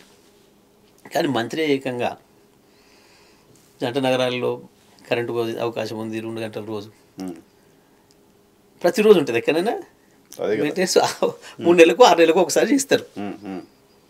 అది కూడా మన జోన్ పేపర్లో అక్కడ లోకల్గా ఏఈడి అలా ఇన్స్పెక్టర్ వాళ్ళు చేసుకుంటారు. దాన్ని బట్టి మనకు అర్థమవుతుంది వీళ్ళు ఏంది, వీళ్ళ పరిజ్ఞానం ఏంది, వీళ్ళ పరిపాలన అనుభవం ఏందని మనకు కనబడుతుంది. సో అది బాగా అన్ని రంగాల్లో, అది నాట్ ఓన్లీ పవర్ అంటే అందరం డైరెక్ట్గా డైలీ ఎక్స్పీరియన్స్ చేస్తాం కాబట్టి తెలుస్తుంది. అన్ని సెక్టర్లో లోపం కనబడుతుంది, మాకు బాగా కనబడుతుంది, ఇంకా మాకు బాగా అర్థమవుతుంది దాన్ని చూసి వచ్చిన వాళ్ళం కాబట్టి మాకు ఈజీ తెలుస్తుంది వీళ్ళు ఎక్కడ మిస్టేక్ చేస్తున్నారు, వీళ్ళు ఎక్కడ పొరపాటు చేస్తున్నారు. అది కొన్నిసార్లు ఎదుటి బాధ అనిపిస్తుంది, అది పోతుంది కదా రాష్ట్రం పేరు చెడిపోతే నష్టం కదా రేపు. సరే డొమెస్టిక్గా ఇబ్బందులు రికవరీ చేయడం, not only power, all sectors, total development, integrated development అంతా కూడా దెబ్బతింటుంది కదా. రెప్యుటేషన్ పోతే రేపు కష్టం అవుతుంది కదా. ఎక్కడెక్కడి నుంచో రిటైర్డ్ ఆఫీసర్లు ముంబై లైక్ ఎక్కడెక్కడ వాళ్ళు కూడా వచ్చి ఇక్కడ సెటిల్ అవుతున్నారు. అవును, హైదరాబాద్ లివబుల్ సిటీగా ఉంది వచ్చి చాలామంది. పాపం ఇప్పుడు వాళ్ళు మళ్ళీ అంతా కూడా బెంబెలెత్తున్నారు కదా. అది బ్రాండ్ ఇమేజ్ పోగొట్టుకుంటే వచ్చే నష్టం. బ్రాండ్ ఇమేజ్ పోగొట్టునని ముఖ్యమంత్రి గారు చెప్తున్నారు. సరే పొలిటికల్ మాట్లాడదాం. పొలిటికల్ ఇష్యూస్ ఉన్నాయి కొన్ని. బీఆర్ఎస్ బీజేపీ పొత్తు పెట్టుకుంటుందని చాలా పెద్ద ఎత్తున ప్రచారం జరుగుతుంది. ఇది ఆ ఇద్దరు కుట్ర, ఇద్దరు బీజేపీ అండ్ కాంగ్రెస్ ఇద్దరు కలిసి చేస్తున్న కుట్ర. ఏం ఆశించి? పొలిటికల్గా లాభం కావాలి. ఎట్లా లాభం ఉంటుంది వాళ్ళకి? తప్పకుండా మా నుంచి మైనార్టీలను దూరం చేయాలి, లేదా మేము బలహీనమైనమని చెప్పేసి ఒక మెసేజ్ బయటికి పంపాలి. ఆ తర్వాత కాలేదు అని అంటే ఏదో జరిగింది అని చెప్పేసి ఆ రకంగా మళ్ళీ ఒక మెసేజ్ ఇవ్వాలి, నారాజు చేయాలి. ఈ పొలిటికల్ ఉద్దేశాలు. ఇటు కాంగ్రెస్కి ఏమో మైనార్టీస్ని దూరం చేయాలి మా నుంచి అని, బీజేపీ కూడా అదే తప్పకుండా. ఇద్దరు అండర్స్టాండింగ్తో చేసుకుంటున్న కుట్ర తప్ప ఇది ఇంకోటి కాదు. మేము ఎప్పుడు కూడా ఎన్నడూ ఎవరు కూడా చెప్పలే, ఎవరు మాట్లాడలే దానిపైన. ఇప్పుడు బీజేపీలో వద్దు వద్దని మాట్లాడుతారు కావాలని వాళ్ళు ఎప్పుడు అన్నారా? లేదు కదా. మేము ఎప్పుడు అనలే. కేసీఆర్ గారు ఢిల్లీకి వెళ్తున్నారు ఎన్డీఏ పెద్దలను కలవడానికి కూడా వార్తలు వచ్చాయి. అదే వాళ్ళు సృష్టించిందే ఈ మహానుభావులు. వాళ్ళకి అంజలికి వెళ్ళిచ్చుడు రాయించుడు, కొంత మీడియా కూడా ఇప్పుడు వాళ్ళ చేతిలో ఉంది కాబట్టి వాళ్ళకి అనుకూలంగా ఉండే మీడియాతో చెప్పి రాయించుకోవడం. సో పొత్తు ఉండదని బీఆర్ఎస్ పార్టీకి సంబంధించిన నాయకులు ఖండించడం కనపట్లేదు. కానీ పొత్తు ఉండదు, మేము అసలు తీసుకోమంటూ లక్ష్మణ్ గారు మాట్లాడారు, బండి సంజయ్ గారు మాట్లాడారు, కిషన్ రెడ్డి గారు మాట్లాడారు, మొత్తం టీం అంతా మాట్లాడారు. అసలు వాళ్ళని ఎందుకు అడుగుతారు పొత్తు? మాకు ఏం అవసరం? ఎందుకంటే వాళ్ళతో పెట్టుకుంటే నష్టమే తప్ప మాకు లాభం ఉండదు కదా. నష్టమే పని మేము ఎందుకు తీసుకుంటాం? బీజేపీతో పొత్తనే ఎప్పటికైనా లాస్ వెంచరే. కానీ బీఆర్ఎస్ పార్టీ ప్రమాదంలో ఉంది. ఎన్డీఏ సపోర్ట్ ఉంటే, కేంద్రం మద్దతు ఉంటే, ఎన్డీఏతో మాకు వచ్చేది ఏంది? ఇప్పుడు తెల్లవారికి మాకు అధికారం వచ్చేది. శాసనసభ ఎన్నికల ముందట ఆ మాట ఏమన్నా అంటే దానికి కొంచెం వీటికి బుర ఉంది అనుకుంటాం. ఇప్పుడు పార్లమెంట్లో అయ్యేది ఏంది, వచ్చేది కేంద్ర మంత్రి అయిపోతారంట. చీగా అవసరమే లేదు. గా మంత్రి పదవులు గవి ఇట్లా వదిలేసి వచ్చినాడు కేసీఆర్. ఈ పదవుల కొరకు ఎన్నడూ ఆశించలే, ఎన్నడూ ఆలోచించలే, నేను పట్టించుకోలే. అది మాట్లాడడం చిల్లర ఆలోచన తప్ప అది ఇంకోటి కాదు. ఎందుకంటే మా వైపు నుంచి ఎప్పుడు ఆ చర్చ లేదు. వాళ్ళే మాట్లాడుకుంటారు, వాళ్ళే రాయించుకుంటారు, వాళ్ళే ఖండించుకుంటున్నారు. నిన్న సందర్భోత్సవం హరీష్ రావు గారు చెప్పినట్టున్నారు. అప్పుడు ఎప్పుడన్నా ఏదైనా మీడియా ఎదురు పడితే మాట్లాడితే చెప్తాం, దానికే ఉంది. కానీ అసలు చర్చ కూడా బీఆర్ఎస్ పార్టీ పైన బీజేపీ కూడా 4 రోజుల క్రితం వరకు చాలా సీరియస్ అలిగేషన్స్ చేస్తూ వచ్చింది. ఏంటంటే కాంగ్రెస్ ఎమ్మెల్యేలు కొంతమంది కేసీఆర్తో టచ్లో ఉన్నారు, తొందరలో కాంగ్రెస్ ప్రభుత్వం కూలిపోతుంది అని. ఎవరు? బీజేపీ వాళ్ళు. ఆ తర్వాత బీఆర్ఎస్ నాయకులు కూడా కొంతమంది ఈ ప్రభుత్వం 4 రోజుల్లో పడిపోతుంది ఇలాంటి మాటలు మాట్లాడారు, ఇంక్లూడింగ్ కేటీఆర్ గారు. కేటీఆర్ అనట్లేదే ఇప్పుడు తొందరలో కేసీఆర్ సీఎం అయిపోతారు. కేటీఆర్ ఇప్పుడు కేటీఆర్ ఇప్పుడు మాట్లాడలేదు. ఎవరో ఒకరిద్దరు నాయకులు ఇక్కడ లోకల్గా ఏదో కార్యకర్తలతో మాట్లాడుకుంటా ఏదో చెప్పినట్టున్నారు. కానీ అది మా వైపు నుంచి ఎప్పుడు కూడా లేదు. బీజేపీ ఎందుకంటుంది మీతో టచ్లో? బీజేపీ వాళ్ళని అలర్ట్ చేయడం కొరకు, వాళ్ళ ఫ్రెండ్స్ని అలర్ట్ చేయడం కొరకు, వాళ్ళ ఫ్రెండ్ సీఎంని అలర్ట్ చేయడం కొరకు బీజేపీ మాట్లాడే మాటలు. Revanth Reddy BJP friendly CM 100% కదా, అందులో డౌట్ ఏం. ఆయన చెప్పిండు కదా, డిఎన్ఏ ఆర్ఎస్ఎస్ బీబీపీ ఓపెన్గా చెప్పింది కదా ఆయన బహిరంగంగా. సో ఇప్పుడు రాహుల్ గాంధీకి అత్యంత నమ్మకమైన, అత్యంత ఇష్టమైన, అత్యంత దగ్గరి మిత్రుడిగా రేవంత్ రెడ్డి గారు ఉన్నారు కదా. లావాదేవీలో ఉన్నారు అని చెప్తున్నారు. లావాదేవీలు ఉంటాయి. వాళ్ళు ఏదో పార్టీని బతికేయడం కొరకు ఇప్పుడు ఈయనతోనే జరుగుతుంది ఇది అదే అని అంటున్నారు. పార్టీ అవసరాలు తీరుస్తున్నాడు ఈయన ఇది అంటున్నారు. అది ఎంతవరకు నిజమో కానీ మొత్తానికి ఇప్పుడు ఆయన అంత దగ్గర అని మనం ఏదో అనుకోవడమే ఉత్తమచ్చట్లే. ఇది కూడా గంతి, ఇది సాక్ష్యాలు ఉండవు కదా. ఓకే. అటువంటి పొలిటికల్ పాసింగ్ స్టేట్మెంట్స్ ఎవరో ఇస్తే వాటిని ఇప్పుడు ఈ భారతదేశంలో ఉన్నాయి 2 రాష్ట్రాలు. ఇప్పుడు అటు కర్ణాటక వచ్చింది, ఇక్కడ ఇది వచ్చింది. కర్ణాటక రాగానే ఆయన ఎవరు శివకుమార్ అంతమంతా ఆయన అన్నారు. ఇది కొత్తగా నిన్న మొన్న వచ్చింది కాబట్టి ఇప్పుడు ఈయన అంటున్నారు. సరిగ్గా ఎన్ని రోజులు ఉంటాయి అమ్ముతాయి. నాకు బీజేపీది ఎందుకు అడగాలనిపించింది అంటే, బీజేపీ వాళ్ళు గతంలో టీఆర్ఎస్ ఎమ్మెల్యేలు మాతో టచ్లో ఉన్నారు అంటూ సాక్షాత్తు హోంమంత్రిగా ఉన్న అమిత్ షా గారు మాట్లాడడం, ఈవెన్ మోడీ గారు కూడా మాట్లాడినట్టున్నారు. మోదీ గారు కూడా మాతో మాట్లాడారు. సో ఇప్పుడు వాళ్ళు మాతో టచ్లో ఉన్నారని కాకుండా కాంగ్రెస్ ఎమ్మెల్యేలు బీఆర్ఎస్తో టచ్లో ఉన్నారని అలర్ట్ చేస్తున్నారు వాళ్ళు. అంటే వాస్తవం కూడా మాట్లాడుకోవాలంటే ఎంత దిగజారిపోయిన విలువలు అనే దానికి మనం పార్టీ ఫిరాయింపులు తప్పు అని మనమే మాట్లాడుతున్నాం. చేస్తున్నది అదే వేరే విషయం. కానీ ముందే చెప్పడం మాతో ఉన్నారు, మాకు షిండే దొరుకుతారు, ఇట్లాంటివి స్థాయిలో మాట్లాడడం ఎంత నైతిక విలువలని తుంగలో దూకి పరిపాలిస్తుంది బీజేపీ దేశాన్ని అనేదానికి అది ఉదాహరణ. స్థాయిలో మాట్లాడడం ఎవడో కిందోడు చిన్నోడు తెలుగుతో పాటు ఏదో మీడియా సంచలనం కొరకు కూడా మాట్లాడితే వేరు. స్థాయిలో కూడా మాట్లాడడం అంటే వాళ్ళు ఈ దేశంలో ఏ విలువలు పెంపొందిద్దాం అనుకుంటున్నారో, ఏ విలువల్ని నిలబెడదాం అనుకుంటున్నారో కనబడుతుంది. సో బీఆర్ఎస్ పార్టీకి భవిష్యత్తు ఉందా జగదీష్ రెడ్డి గారు తెలంగాణలో? 100% బీఆర్ఎస్ఏ శ్రీరామక్ష తెలంగాణకి, అందులో సందేహం లేదు. ఎందుకంటే మీరు నిన్ననే చూసినారు కేఆర్ఎంబి పైన వారు అధికారులు పెట్టి వచ్చిండ్రు, పత్రికల్లో వార్తలు వచ్చినాయి. వారం రోజుల వరకు వాళ్ళు సపోర్ట్ చేయలేదు, కనీసం ముఖ్యమంత్రి బయటికి మాట్లాడలేదు. మొట్టమొదలు మేము బీఆర్ఎస్గా మేము ఎత్తుకొని మాట్లాడడం మొదలుపెట్టిన తర్వాత ఎదురుదాడి మొదలుపెట్టారు. ఎదురుదాడి చేసి తప్పించుకుందాం అనుకుంటారు, లేకపోతే మా మీద ఇద్దాం ప్రయత్నం చేశారు. ఎప్పుడైతే కేసీఆర్ గారు బహిరంగ సభ పెట్టి ప్రజలను ఒకటి చేసి నిజాలని బయట పెట్టిండో, తప్పని పరిస్థితులలో ఇవాళ దిగొచ్చి మళ్ళీ మేము అప్పచెప్పడం లేదు అని చెప్పారు శ్వేతపత్రం పెట్టి చర్చలు. అంటే ఇక్కడ ఏం జరిగింది? 2 జాతీయ పార్టీలకు ఈ రాష్ట్ర ప్రయోజనాలతో లెక్కలేదు, రాజకీయ ప్రయోజనాలు తప్ప. రాష్ట్ర ప్రయోజనాల కొరకు రాజీ లేని పోరాటం చేయగలిగింది ఒక్కటి బీఆర్ఎస్ పార్టీ, కేసీఆర్ మాత్రమే అనేది వాళ్ళ మళ్ళీ మరొకసారి రుజువైంది. వాళ్ళ కేఆర్ఎంబీ విషయంలో భారతీయ జనతా పార్టీ కూడా కేఆర్ఎంబీకి ప్రాజెక్టులు ఇవ్వాలి అనే దాంట్లో అంటే వాళ్ళు కూడా అంతే కదా, కేంద్ర ప్రభుత్వం కోరుతుంది వాళ్ళే. So it is very clear. తీసుకోవాలని వాళ్ళకుంది, ఇవ్వాలని వీళ్ళకుంది. కానీ తెలంగాణను కాపాడుకోవాలన్న రంది ఉన్నది కేవలం కేసీఆర్ మాత్రమే, బీఆర్ఎస్ పార్టీ. సో ఈ క్రమంలో బీఆర్ఎస్ అనే పేరు పెట్టడం అనేది ఏమైనా ఇబ్బందిగా మారింది? ఏం లేదండి, అది పెద్ద, ఎందుకంటే గుర్తు సేమ్ కాబట్టి పెద్ద ఇష్యూ కాదు. అయినా మేము 3 గుర్తులు మారినాయి. ఫస్ట్ నాగలబెట్టిన రైతు ఏదో ఉండేది కదా. అవును. ఆ తర్వాత అక్కడనే సిద్దిపేటలో ఇమీడియట్గా వచ్చిన బై ఎలక్షన్లో బస్సు గుర్తు మీద వేసింది. అవును. ఆ తర్వాత కారుకు వచ్చినాం. పెద్ద ఇష్యూ ఏం కాదు. తెలంగాణ ఆ వైబ్రేషన్ ఏదో మిస్ అవుతుందని చాలా మంది మాట్లాడుతున్నారు, పేరు మళ్ళీ మారుస్తారు ఇటువంటి. లేదు, స్కోపే లేదు, బీఆర్ఎస్గానే ఉంటుంది. జాతీయ పార్టీగా ప్రకటించిన తర్వాత, మహారాష్ట్రలో పెద్ద యాక్టివిటీ చేసిన తర్వాత, ఆంధ్రప్రదేశ్లో శాఖ ఏర్పాటు చేసి ఒక పార్టీ ఆఫీస్ ఓపెన్ చేసిన తర్వాత చేసాం. ఇంకా చాలా మాకు ఇంకా పైదానికి కూడా ఉండే, కర్ణాటక నుంచి కూడా బాగా ఉండే మంచినే. బట్ ఇప్పుడు మనం ఇక్కడ దెబ్బతిని నష్టపోయినాం కాబట్టి ఈ లోపల సార్కు అది జరుగుడా తెలవాలి, దాంతో దృష్టి పెట్టకపోయినా. కానీ ఇక్కడ మేము మళ్ళీ కనుక గవర్నమెంట్కి వచ్చి డెఫినెట్గా మహారాష్ట్రలో బ్రహ్మాండమైన స్వీప్ వస్తుండే. ఇప్పుడు ఇంకా వదిలేసినట్టే మహారాష్ట్ర. ఇక ఇప్పుడు ఈ పరిస్థితుల్లో కష్టం ఉంది, పార్లమెంట్ ఎలక్షన్ దగ్గరికి వచ్చినాయి, కొంత కష్టమైంది. చూద్దాం, మళ్ళీ ఇక్కడ రివైవల్ అయితే మళ్ళీ ఆలోచిస్తాం. వాళ్ళ భయం కూడా అదే, బీజేపీ భయం కూడా అదే.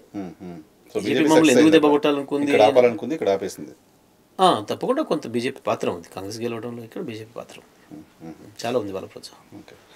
మీ జిల్లా రాజకీయాలకు సంబంధించి వస్తే, మీ జిల్లా రాజకీయాల్లో కూడా మళ్ళీ మేము తెలంగాణకు సంబంధించి చూసినట్టే మొత్తం జిల్లా మొత్తం పైన హోల్డు పెత్తనం సాగించిన ఒకే ఒక మంత్రి మీరు. అంతకుముందు కాంగ్రెస్లో 2-3 మంత్రులు ఉండేవాళ్ళు, కాంగ్రెస్లో గ్రూపులు ఉండేవి. బట్ మీరు మాత్రం ఒంటి చేత్తో 10 ఏళ్ళు మంత్రిగా జిల్లాలో పాలన చూస్తూ వచ్చారు. జానారెడ్డి గారిని ఓడించారు, ఉత్తమ్ కుమార్ రెడ్డి గారిని ఓడించారు, కోమటిరెడ్డి రాజగోపాల్ రెడ్డి గారిని ఓడించారు, వెంకటరెడ్డి గారిని ఓడించారు. అంటే బై ఎలక్షన్లో 3 ఫ్యామిలీకి సంబంధించిన వాళ్ళని ఓడించారు. సో ఎందుకు శాసనసభ ఎన్నికల్లో, జనరల్ ఎలక్షన్లో సరైన ఫలితాలు తీసుకురాలేకపోయారు? ఒక నల్గొండలే పోయి ఉంటేనేమో నేను కూడా ప్రత్యేకంగా ఆలోచించాల్సి వచ్చు. కానీ ఎందుకో రూరల్ మొత్తం కూడా, కృష్ణా బెల్ట్ కావచ్చు, ఇటు సాగర్ గోదావరి బెల్ట్ కావచ్చు, అది కాంగ్రెస్ ఇచ్చిన ఈ తప్పుడు హామీల్ని ప్రజల్ని నమ్మే ఉండవచ్చు. లేదా ఇంకా కొత్తగా ఏమైనా వస్తుందేమో, ఇంకా ఇక్కడి నుంచి వచ్చింది ఇంకా కొత్తగా ఏమైనా వస్తుందేమో అనుకున్నారా? వాళ్ళు కాంగ్రెస్ చేస్తున్న తప్పుడు ప్రచారాన్ని, బీజేపీ చేస్తున్న తప్పుడు ప్రచారాలని నిర్వహించడంలో మేము కొంత వైఫల్యమైనాము. ఇట్లా రకరకాల కారణాలు ఉన్నాయి. సో దాంతో వచ్చింది ఫలితం అనుకుంటున్నాను. ఎందుకంటే అభ్యర్థుల మీద కూడా అనుకోవడానికి లేదు, ఈ అభ్యర్థి వల్ల పోయింది అని అనుకోవడానికి. ఎందుకంటే మంచి వాళ్ళు అనుకున్న వాళ్ళు పోయినారు. నిత్యం ప్రజల్లో ఉండి ప్రజల కొరకు పనిచేస్తున్న మంచి పేరు అనుకున్న వాళ్ళు కూడా పోయినారు. సో ఎక్కడెక్కడన్నా చిన్న చిన్న లోకల్గా వాళ్ళ మీద ఏదైనా ఆరోపణలు ఉంటే వాళ్ళు పోయినారు. వాళ్ళతో పాటు మంచి పేరు సీనియర్లు అనుకున్న వాళ్ళు కూడా పోయినారు. మంత్రులు కూడా. సో అటువంటప్పుడు ఈ పలానా ఒకటే కారణం అని చెప్పడానికి లేదు, కానీ మొత్తానికి ఈసారి ఎలక్షన్ ఎజెండాను నిర్ణయించడంలో మేము విఫలమైనాం. నిర్ణయించడంలో మేము, ఎందుకంటే వాళ్ళంతా ఒక్క గొంతు మాట్లాడినారు. బీజేపీ కాంగ్రెస్ ఒకటే స్టేట్మెంట్లు, ఇద్దరు ఈయన ఒకరోజు అనే ఒకరోజు. అట్లా కొంత ప్రజల్ని పగదర పట్టించగలిగారు, అందులో డౌట్ లేదు. మేము దాన్ని తిప్పికొట్టడంలో మేము విఫలమైనాం. దాని ఫలితమే అది నల్గొండ అయినా, అది వరంగల్ అయినా, మహబూబ్నగర్ అయినా, ఖమ్మం అయినా, ఏదైనా 4 జిల్లాలు చెప్పిన అటు ఈవెన్ కరీంనగర్ కూడా అనుకున్నట్టు రాలే, ఆదిలాబాద్ కూడా రాలే, వరంగల్, హైదరాబాద్, రంగారెడ్డి, ఇవే బాగా మెదక్. సో మీరు చెప్పిన 4 జిల్లాల్లో, పర్టికులర్ దక్షిణ తెలంగాణలో కాంగ్రెస్ పార్టీ ఒక సునామీ తరహాలో భారీ మెజారిటీలో 60,000, 70,000, 80,000 మెజారిటీతో గెలిచారు. మీ చుట్టుపక్కల మొత్తం కాంగ్రెస్ ప్రపంచం, మీరు ఒక్కళ్ళు అక్కడ నిలబడ్డారు. ఎలా మీరు నిలబడగలిగారు? లోకల్గా కొంత బాగా నాకు ప్రత్యక్షంగా కార్యకర్తలకు ఉండే సంబంధాలు కావచ్చు, ప్రజలకి నాయకుడిగా నా మీద ఉన్న విశ్వాసం కావచ్చు, మా కార్యకర్తలు బాగా అంత. దీంట్లో ప్రధానంగా చెప్పాలంటే కొంచెం మా కార్యకర్తలు కూడా నారాజు ఉండే. మా కార్యకర్తలకు కూడా ఒకరికొకరి మధ్యన అవగాహన లోపం ఉండే, అనుమానాలు ఉండే. అరే ఏంది ప్రభుత్వం వచ్చి 10 ఏళ్ళు అవుతుంది, మాకేం రాలేదు, మేమేం చేయలేదు. ఎందుకంటే గతంలో తెలుగుదేశం కాంగ్రెస్లలో పనిచేసిన వాళ్ళు చాలామంది వచ్చినారు. వాళ్ళ ప్రభుత్వాలు ఉన్నప్పుడు వాళ్ళ హవా నడిచేది కార్యకర్తలు. ఇది ప్రతి సంక్షేమ పథకం కార్యకర్తల ద్వారా పోయేది.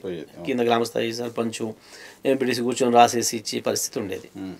అట్లా కాకుండా మేము డైరెక్ట్గానే ప్రజలకి పంపి డిటిహెచ్ అన్నట్టుగా మేము డైరెక్ట్ టు హోమ్ అని పెట్టడం. వాళ్ళతోని ఏమైంది, అధికారులు అప్పుడు ఏమైతే అధికారుల పాత్ర ఎక్కువ ఉంటుంది డైరెక్ట్ హోమ్ వచ్చినప్పుడు.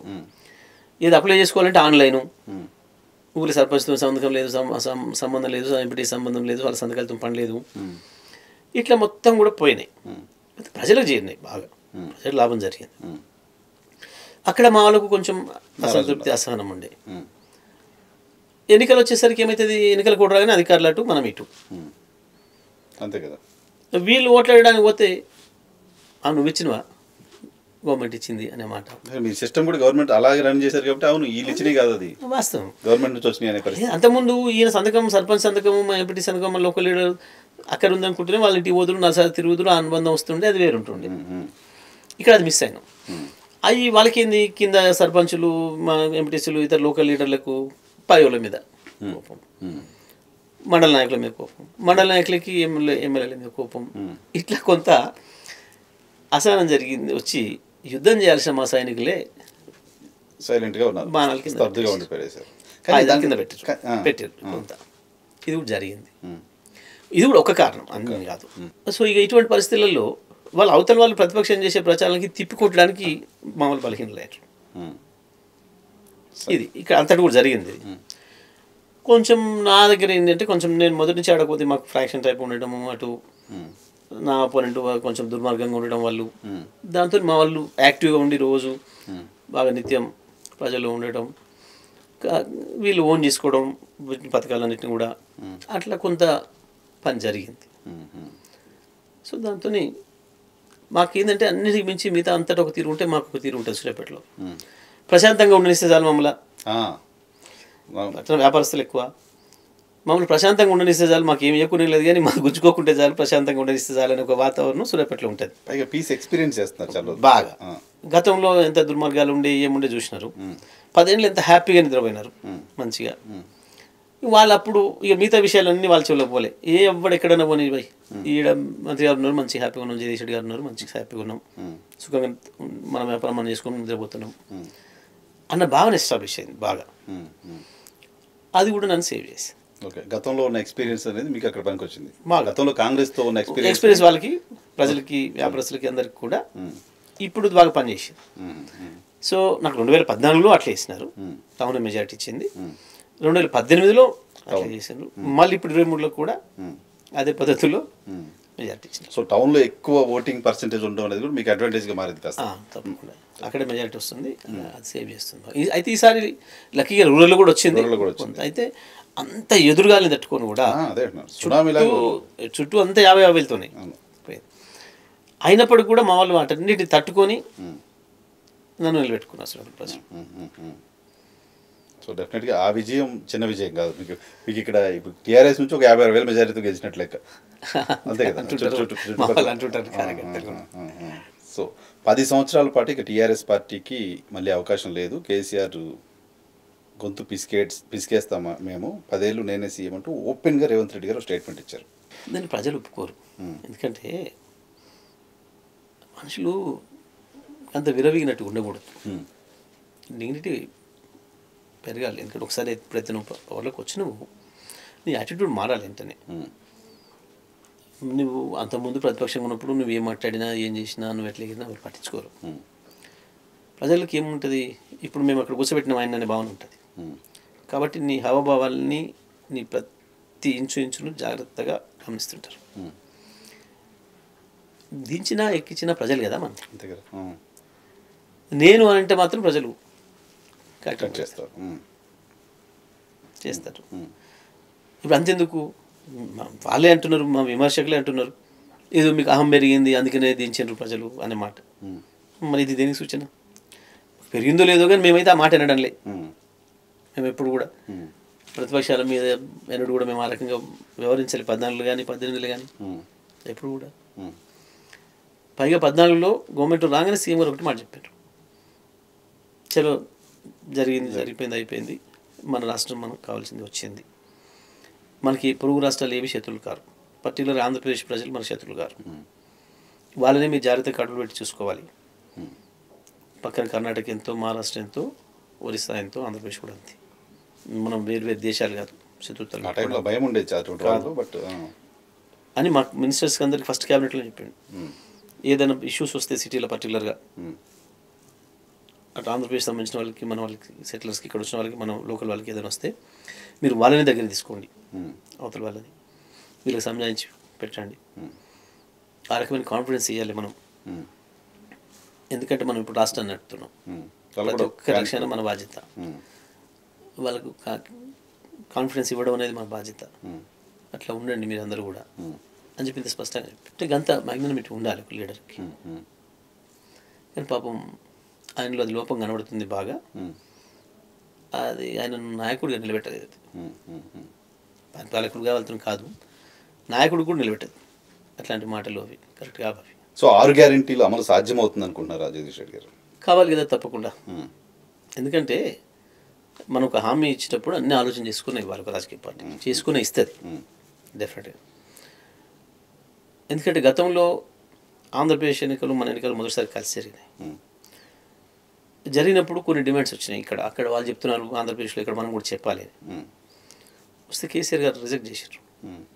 మనం పవర్లకు రాకపోని, ప్రజల అవకాశం ఇవ్వకపోని, నేను గింత మాత్రమే చెప్తా. ఎందుకు అంటే ఇవాళ మనకు చూస్తున్న బడ్జెట్లో ఎంతవరకు అయితే సాధ్యమవుతుందో, అమలు సాధ్యమవుతుందో గంతే ఇస్తాను నేను, అంతమించి మాత్రం ఇవ్వను ఎట్టి బస్సులో అని చెప్పి మాకు బ్లంట్గా రిజెక్ట్ చేసిండు. 2018 ఎలక్షన్ల ముందు కూడా ఇట్లాంటివి వచ్చినాయి కొన్ని. మా వాళ్ళు వచ్చి మనం ఇది చెప్పాలి, అది చెప్పాలి. అప్పుడు కూడా 2 లక్షలు మాఫీ చెప్పాలి అని చెప్పాను. కాంగ్రెస్ ప్రామిస్ చేసినప్పటికీ చెప్పను అని చెప్పాను కేసీఆర్ గారు. నో, ప్రజలు మళ్ళీ పెట్టుకోరో ప్రజలు ఇష్టం. కానీ నేను మాట ఇచ్చి నా ఇంటి ముందర వచ్చి వాళ్ళు కూర్చునే పరిస్థితి తెచ్చుకోను, నేను ఇవ్వనంటే ఇవ్వనని చెప్పాను.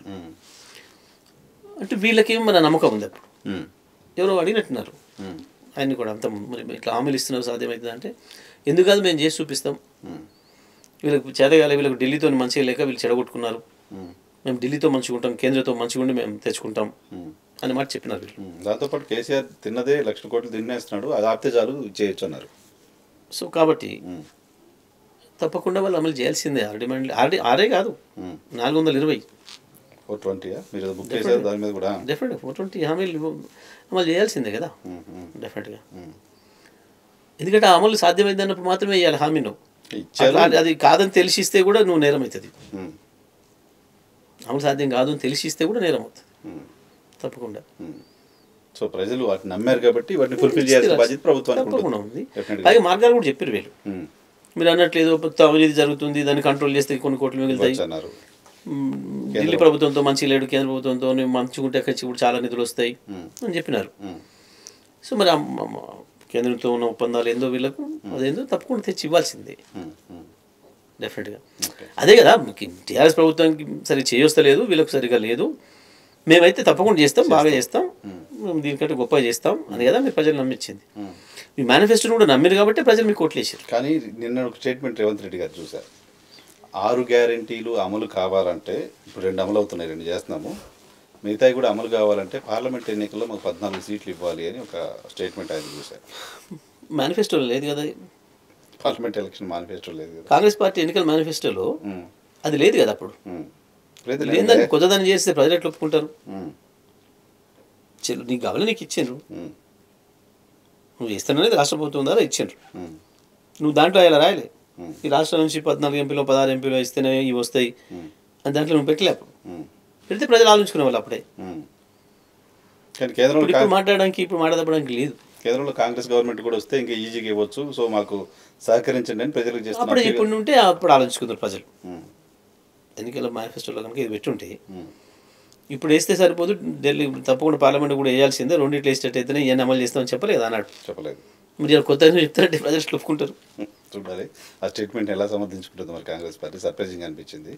సరే, చివరిగా మీరు మొత్తం రాష్ట్రంలో ఎన్ని పార్లమెంట్ స్థానాలు బీఆర్ఎస్ పార్టీ గెలవగలదు అనుకుంటున్నారు? అన్నిట్లో మేమే పోటీలో ఉంటాం, అందులో సందేహం లేదు. మాకు కాంగ్రెస్కి పోటీ ఉంటుంది అన్నిట్లో కూడా. బీజేపీ ఎక్కడ కూడా పోటీలో ఉండే అవకాశమే లేదు.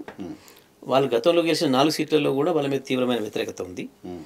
ఎందుకంటే ఈ 5 సంవత్సరాల కాలంలో కేంద్రంలో ప్రభుత్వం ఉన్న వీళ్ళు ఒక్క రూపాయి కూడా అదనంగా ఇక్కడికి తెచ్చింది కానీ వాళ్ళ కాన్స్టిట్యూన్సీలకు కూడా ఏదన్నా సర్వీస్ చేసింది కానీ లేదు వాళ్ళు ఎక్కడ కూడా. సో కాబట్టి వాళ్ళు ఫెయిల్ అయి ఉన్నారు ప్రజల దృష్టిలో. కాబట్టి అవి కూడా మాకే రావాలి తప్ప, ఎందుకంటే వాళ్ళందరూ మొన్న ఎమ్మెల్యేలకు పోటీ చేస్తే అక్కడిని మేము ఓడగొట్టినాం, అందరినీ మా బెదిరి ఓడగొట్టారు అక్కడ ప్రతి ఒక్కరిని కూడా. సో కాబట్టి బీజేపీకి స్కోప్ లేదు. డెఫినెట్గా కాంగ్రెస్ మాకు మధ్యనే ఉంటుంది, మాకే ఎక్కువ సీట్లు వచ్చే అవకాశం ఉంది డెఫినెట్గా. ఎందుకంటే ఇప్పటికే మొదలైంది ఆ అబద్ధాలు చెప్పడం అనేది స్టార్ట్ చేసిండ్రు. ఏది ఇప్పుడు అదే ఇవన్నీ అమలు జరగాలంటే మాకు ఇన్ని సీట్లు ఇవ్వాలి ఇట్లాంటి తోటి మాటలు. అది ఇప్పుడు నడుస్తుంది కానీ ఎన్నికలు స్టార్ట్ అయితే మాట్లాడలేడు. అది బ్లాక్మెయిల్ కిందకి వస్తుంది. ముఖ్యమంత్రి అబద్ధాలు మాట్లాడితే ఎలక్షన్ కమిషన్ కూడా ఊరుకోదు. సో కాబట్టి మాకు డెఫినెట్గా మెజారిటీ స్థానాలు బీఆర్ఎస్. ఎందుకంటే ఇప్పటికే ప్రజల్లో మొదలైంది చర్చ, అరే కాంగ్రెస్ ఆగా కరెంట్ గయా అవునా ఇలాంటి నినాదాలు కింద ప్రజల నుంచి వస్తూ ఉన్నాయి, చూస్తూనే ఉన్నారు అప్పుడే. సో కాబట్టి ఇంకోటి ఏంది, తెల్లవారు ఇస్తాడు 9వ తారీఖు అన్నాడు రైతు బంధు 9 నాడే 15,000 ఇస్తా అన్నాడు. రుణమాఫీ 9 నాడే తప్పకుండా మా సోనియమ్మ తీసుకొని వచ్చేస్తే ఇచ్చేస్తామని చెప్పినారు. అయిపోయింది. తర్వాత మళ్ళీ ఏదో 100 రోజులు అన్నాడు, దగ్గర పడుతున్నాయి. దానికి కూడా ఇంకేం చప్పుడు లేదు దాంట్లో. అప్పుడు ఇస్తే 10,000 వస్తుంది మీకు, ఎలక్షన్ తర్వాత ఇస్తే 15,000 తీసుకోండి అని చెప్పినాడు. ఇప్పటికి కూడా 10,000 ఇస్తా అన్నాడు, అది కూడా ఇవ్వలేదు. ఇప్పుడు కూడా 2 ఎకరాలకు మించి కూడా ఇవ్వలేదు. 2-2.5 ఎకరాలు కొంతమంది పడ్డది అంటున్నారు, ఒకరికి 2 3 ఎకరాల పడింది అంటున్నారు. అంతే తప్ప గతంలో కేసీఆర్ గారు ఇచ్చినప్పుడు ఈ రోజు సాయంత్రం వరకు మీకు ఇది పడుతుంది అంటే ఎకరానికి టక్కమని ఎకరం లోపు అందరికీ పడిపోయింది. మళ్ళీ తెల్లారం మర్నాడు సాయంత్రం ఇవాళ 2 ఎకరాలు పడుతుంది అంటే 2 ఎకరాలు పడిపోయింది మొత్తం కూడా. ఆ పద్ధతిలో చెప్పిన ప్రకారం పోయింది. ఇప్పుడు లేదు, ఇది ఎవరికి ఇస్తున్నారో చెప్తలేరు, ఎట్లా ఇస్తున్నారో చెప్తలేరు. ఒక ఆయన కార్యక్రమం పడుతుంది, ఒక ఆయన 15 కోట్లనే పడుతుంది. డబ్బులు లేకుండా రైతు బంధుకు సంబంధించి డబ్బులు రిజర్వ్ చేసి పెట్టి ఉండే, వాస్తవానికి ఉన్నాయి కాబట్టి పోయి కంప్లైంట్ చేశారు. ఇవ్వకుండా 3 రోజుల ముందర పోయి ఆ నిధులు ఉండే. అప్పుడే కదా రైతులకు ఆశ పెట్టింది, వద్దంటే రైతులకు కోపం వస్తుందని చెప్పి. ఇప్పుడైతే 10 వారం ఆగుండ్రి, 3వ తారీఖు అయిపోతే 9 నాడు 15,000 తీసుకుందరు అని చెప్పారు. రుణమాఫీ కూడా 5 రోజు తీసుకుందని చెప్పారు. అయిపోయింది, మాట తెలిపోతుంది మొత్తం. 2 లక్షల 200 యూనిట్లకు అందరికి కూడా ఉచిత కరెంట్ అన్నారు. ఇప్పుడు మరి నిర్ణయాలు వస్తున్న వార్తలను బట్టి చూస్తే అది కూడా ఎగ్గొట్టే పరిస్థితిలో ఉన్నది. టైం బాండ్ పెట్టారు, ఆ పర్టికులర్ టైం బాండ్ అని ఏదేదో కిరికిర్లని ఇప్పుడు పెడుతున్నారు మొత్తం. వాటిని చూస్తే ప్రజలు ఇప్పుడు ఫస్ట్ నుంచి అమలు చేస్తామంటున్నారు, మార్చి ఫస్ట్ నుంచి అంటున్నారు. తేలిపోతుంది ప్రజల్లో. వీళ్ళే చెప్పినారు కట్టకండి బిల్లులు అని మొత్తం ఓపెన్గా స్టేట్మెంట్ ఇచ్చారు మంత్రులు అయిన తర్వాత. ఆయన అయితే మా జిల్లా మంత్రి అయితే రైతు బంధు వస్తలేదని చెప్తూ కొట్టమన్నాడు. అన్నది రైతులు, మనం నువ్వు నేను కాదు కదా, రైతు బంధు వచ్చేది వాళ్ళకి కాబట్టి రైతులు అడుగుతారు ఇంకా వస్తలేదు అని చెప్తూ కొట్టాడు అని మాట్లాడినాడు. అర్థమైపోయింది వీళ్ళ అహంకారం, వీళ్ళు ఏంది, వీళ్ళ మోసకర్తనం ప్రజలకు అర్థమవుతుంది. కాబట్టి దాని ప్రభావం కూడా పార్లమెంట్ మీద ఉండబోతుంది. తప్పకుండా ఇక్కడ మళ్ళీ కాంగ్రెస్ కాదనంటే ఇవ్వాల్సింది బీఆర్ఎస్కే తప్ప ఇక్కడ బీజేపీ స్కోప్ లేదు, బీజేపీకి నాయకుడు దిక్కు లేడు, దాన్ని నడిపెట్టుడు లేడు. దానికి పైగా గతంలో ఒక నలుగురిని గెలిపిస్తే వాళ్ళ పర్ఫార్మెన్స్ ఏం బాగలేదు, ఇవన్నీ కూడా చూసినారు. కాబట్టి తప్పకుండా మళ్ళీ బీఆర్ఎస్కే అవకాశం ఉంది. పార్లమెంట్లో మెజారిటీ సీట్లు కూడా మాకే వస్తాయి. Right sir. చివరిగా ఎందుకు కేసీఆర్ గారు అసెంబ్లీకి రాలేదు అనేది ఒకటి బాగా రావట్లేదు అని పెద్ద ఇష్యూ కాదు అది. అసెంబ్లీకి రావడం రాకపోవడం అనేది పెద్ద సమస్య కాదు. అది వస్తా టైం అసలు అంత కాలం నొప్పి ఆ విషయం అందరికీ కూడా తెలుసు. అది టైం దాటిపోతుందని చెప్పి ఆ రోజు వచ్చేసేసి ప్రమాణ స్వీకారం చేసిపోయినారు. చూసి అందరు కూడా వచ్చి గంటల తరబడి అటు కూర్చోవడం అనేది ఇంకా కష్టమైన విషయం. మేము వెళ్తేనే మాట్లాడడానికి కూర్చొని మాట్లాడడం కష్టం, బెడ్ మీద పడుకొని మాట్లాడుతున్నారు ఇప్పటికి కూడా. ఇప్పుడు కూడా స్టేజ్ ఆ బెడ్ ఉంటుంది కదా, ఆ బెడ్ మీద పడుకొని మేము పోయినప్పుడు కొంచెం పైకి లేపేసేసి మాట్లాడుతున్నారు. అది ఇంకా బాగా నొప్పి వస్తుంది, ఎక్కువసేపు అట్లా కానీ కూర్చుంటే బాగా నొప్పి వస్తుంది. సరే ఎవరైనా విమర్శలు తీసుకుని పెద్ద అక్కర్లేదు. వీళ్ళు నడిపి అసెంబ్లీ భయపడిపోయాడు, బయటకు రావట్లేదు, ఇట్లాంటివి చాలా పుట్టించారు వాళ్ళ మాజీ బాసులు అందరూ. ఇప్పుడు ముఖ్యమంత్రికి మాజీ బాసు, ఇప్పుడు ముఖ్యమంత్రికి మాజీ బాసులు చాలా పుట్టించి చెప్పారు 20 ఏళ్ళు. గీ పని మళ్ళీ మాటలు గావి చిల్లర గవేం లెక్క. మేము మామూలు ఎదుర్కొనే సత్తానే లేదు, ఇంకా కేసీఆర్ కావాలన్నా ఇప్పుడు వాళ్ళకి ఇంకా అసెంబ్లీలో మీకు సమాధానం చెప్తే లేదు. మేము ఒకరు మాట్లాడితే మొత్తం టోటల్ క్యాబినెట్ లేచి మాట్లాడుతున్నారు. ముఖ్యమంత్రి నుంచి చివరి మంత్రి వరకు పోటీలు పడి ఒక్కరు మాట్లాడితే అంతమంది మాట్లాడుతారు. వాళ్ళ కేసీఆర్ కావాలా వీళ్ళకి కేసీఆర్ సమాధానం చెప్పాలంత పరిస్థితి గంత సీనాలు లేదు పాపం. ఓకే యా కిషన్ రెడ్డి గారు చెప్తుంది బీఆర్ఎస్కి ఓటేస్తే మురిగిపోయినట్టే. ఏ కారణం చేత ఎందుకోసం బీఆర్ఎస్కి ఓటేయారు అనేది అడుగుతున్నారు. మంచి ప్రశ్నలు ఏమనెత్తాను కిషన్ రెడ్డి గారు, ధన్యవాదాలు. ఎందుకంటే అసలు బీజేపీకి ఓటేందుకు ఇక్కడ అనేది మొదటి ప్రశ్న. ఇస్తే మీ నలుగురు ఏం చేసిండ్రు ఈ రాష్ట్రానికి? నువ్వు మంత్రివి, నువ్వు శాసనసభలో నేను ఓడగొడితే తప్పించుకొని పోయి పొరపాట్ల ఏదో అక్కడ పార్లమెంట్కి ఎన్నికైనందుకు మంత్రికి కూడా నీకు అవకాశం ఇచ్చారు. ₹1 తెలంగాణకు తీసుకొచ్చింది ₹1 చెప్తారా? కిషన్ రెడ్డి కావచ్చు, ఆ మిగతా ముగ్గురు పార్లమెంట్ సభ్యులు కావచ్చు. అసలు పార్లమెంట్లో ఒక ప్రశ్న వేసిన దిక్కు లేదు. వీళ్ళు తెలంగాణ ప్రయోజనాల కొరకు ఒక్కరోజు మాట్లాడిన దిక్కు లేదు వీళ్ళు ఎప్పుడు కూడా. తెలంగాణ హక్కుల కొరకు హయ్యెస్ట్ పార్లమెంట్లో లేవనెత్తింది, మాట్లాడింది, కొట్లాడింది మా పార్లమెంట్ సభ్యులు. రాజ్యసభ కావచ్చు, లోక్సభ కావచ్చు. ప్రత్యేకించి మొన్న చూసిర్రు ప్రజలు కేఆర్ఎంబీ విషయం రాగానే కొట్లాడితే మళ్ళీ కేసీఆర్ పాపం కాళ్ళ నొప్పి ఉన్న ఆరోగ్యం సహకరించకపోయినా లేచి వచ్చి మళ్ళీ ఆయన కొట్లాడింది తప్ప, ప్రజలకు వచ్చింది తప్ప ఒక్క బీజేపీ నాయకుడు కానీ ఒక్క కాంగ్రెస్ నాయకుడు కానీ ఎవరైనా మాట్లాడినరా తెలంగాణ కొరకు? ఇవాళ మేము కొట్లాడబట్టే కదా, కేసీఆర్ యుద్ధంలో దిగబట్టే కదా ఇవాళ ప్రభుత్వం వెనక్కి తగ్గి అసెంబ్లీలో ప్రాజెక్టులు అప్పగించము అని చెప్పి ప్రకటన చేయాల్సి వచ్చిన పరిస్థితి వచ్చింది. బీఆర్ఎస్ ఒత్తిడితోనే కదా. ఇది ప్రజలకు స్పష్టంగా చూపిస్తూ ఉంది. మళ్ళీ తెలంగాణ ప్రజల ప్రయోజనాలు రక్షించాలి అంటే బీఆర్ఎస్ అవసరం, కేసీఆర్ అవసరం అనే మాట. తప్పకుండా అతి పెద్ద జీవనమరణ సమస్య మనకు కృష్ణ నీళ్ళు. రేపు అసలు గోదావరి నీళ్ళు కూడా ఉంది, గోదావరి మీద కొంత మనం బెటర్ ఉన్నాం, ఇబ్బంది లేదు. అయినా సందర్భం వస్తే ఆడ కూడా కొట్టాడాల్సి వస్తుంది. మళ్ళీ రేపు పార్లమెంట్లో గలమెత్తాలి, ఢిల్లీ లెవెల్లో కొట్టాడాలి అంటే బీఆర్ఎస్ ఎంపీలు ఉంటే సాధ్యమైతే తప్ప నీ బీజేపీ ఎంపీ కానీ కాంగ్రెస్ ఎంపీ కానీ నోరు మీద పడు. ఎందుకంటే వాళ్ళకి 2 రాష్ట్రాలలో అవసరం ఉంటుంది, అధిష్టానాలు ఉంటాయి కాబట్టి నోరు తెలవరు. మళ్ళీ కొట్లాడాల్సింది, ప్రజల కొరకు నిలబడాల్సింది బీఆర్ఎస్. కాబట్టి బీఆర్ఎస్ పార్లమెంట్ సభ్యుల్ని 16 మందిని గెలిపిస్తేనే తెలంగాణ ప్రజలకు ఉపశమనం దొరుకుతుంది, తెలంగాణ హక్కులకు న్యాయం జరుగుతుంది, హక్కుల కొరకు కొట్లాడటానికి మనం అక్కడ సైనికులు పంపుకున్నట్టు అవుతుంది. కాబట్టి తప్పకుండా బీఆర్ఎస్ పార్టీకి ఓటేయాల్సింది తప్ప పార్లమెంట్లో బీజేపీకి వేస్తే అది మురిగిపోయినట్టే అర్థమైపోయింది. కాంగ్రెస్కి ఇస్తే ఇంకా అది దొంగలకు సర్ది కట్టినట్టే ఉంటుంది తప్ప ఇంకేం లేదు ఇప్పుడు. ఉమ్. ఎందుకంటే గెలిచిన తెల్లారి తీసుకుపోయి మొత్తం కృష్ణ నదిని అప్పచెప్పాలని చేసిన వాళ్ళు ఉమ్. అంత సొయ్యి లేకుండా ఉమ్. ఇక మరి ఇంక మీరు పార్లమెంట్కి ఇస్తే మాత్రం వచ్చేదేంది?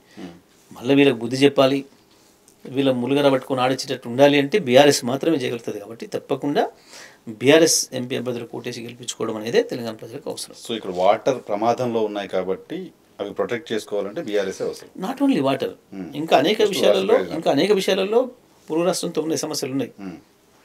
9th షెడ్యూల్ సంబంధించిన చాలా విషయాలలో, పంపకాల విషయంలో కూడా ఇంకా ఇష్యూస్ అట్నే ఉన్నాయి. కొన్ని నిధుల విషయంలో ఉన్నాయి, కొన్ని యూనివర్సిటీల విషయంలో ఉన్నాయి, ఇంకా కొంత ఎలక్ట్రిసిటీ దాని విషయంలో ఉంది సమస్యలు. ఇవన్నీ కూడా పరిష్కారం కావాలంటే తప్పకుండా బీఆర్ఎస్. మొన్న ఈ మధ్యన ఇంకొక ప్రమాదకరమైన మాట కూడా మాట్లాడాను ఆంధ్రప్రదేశ్ నుంచి, ఆ సాయిరెడ్డి అంటే ఆయన, ఇది ఇంకొక 2 ఏళ్ళు పొడిగించమని అడుగుతాం, రాజధాని హైదరాబాద్లో ఉండాలని చెప్పేసి. అసలు వాళ్ళు ఇక్కడ లేరు, వాళ్ళు మొత్తం అక్కడి నుంచి వెళ్ళి పరిపాలన చేసుకుంటున్నారు. సరే అవ్వలేదు, అమరావతిని పెట్టుకున్నారు, ఆ తర్వాత అక్కడ అది కాదు కర్నూలు కొంత, అది కొంత, ఇది కొంత పెట్టుకున్నారు, ఎక్కడ దిక్కు లేకుంటారు, అది వేరే విషయం. కానీ ఆ ప్రమాదం కూడా ఉంటుంది. బీఆర్ఎస్ ఎంపీలు ఉంటేనే అక్కడ పార్లమెంట్లో కొట్టాడడానికి అవకాశం ఉంది ఇటువంటి విషయాలన్నిటిపైన. దానిపైన కాంగ్రెస్ మాట్లాడదు, బీజేపీ మాట్లాడదు, ఇద్దరు మోసగాన్లే.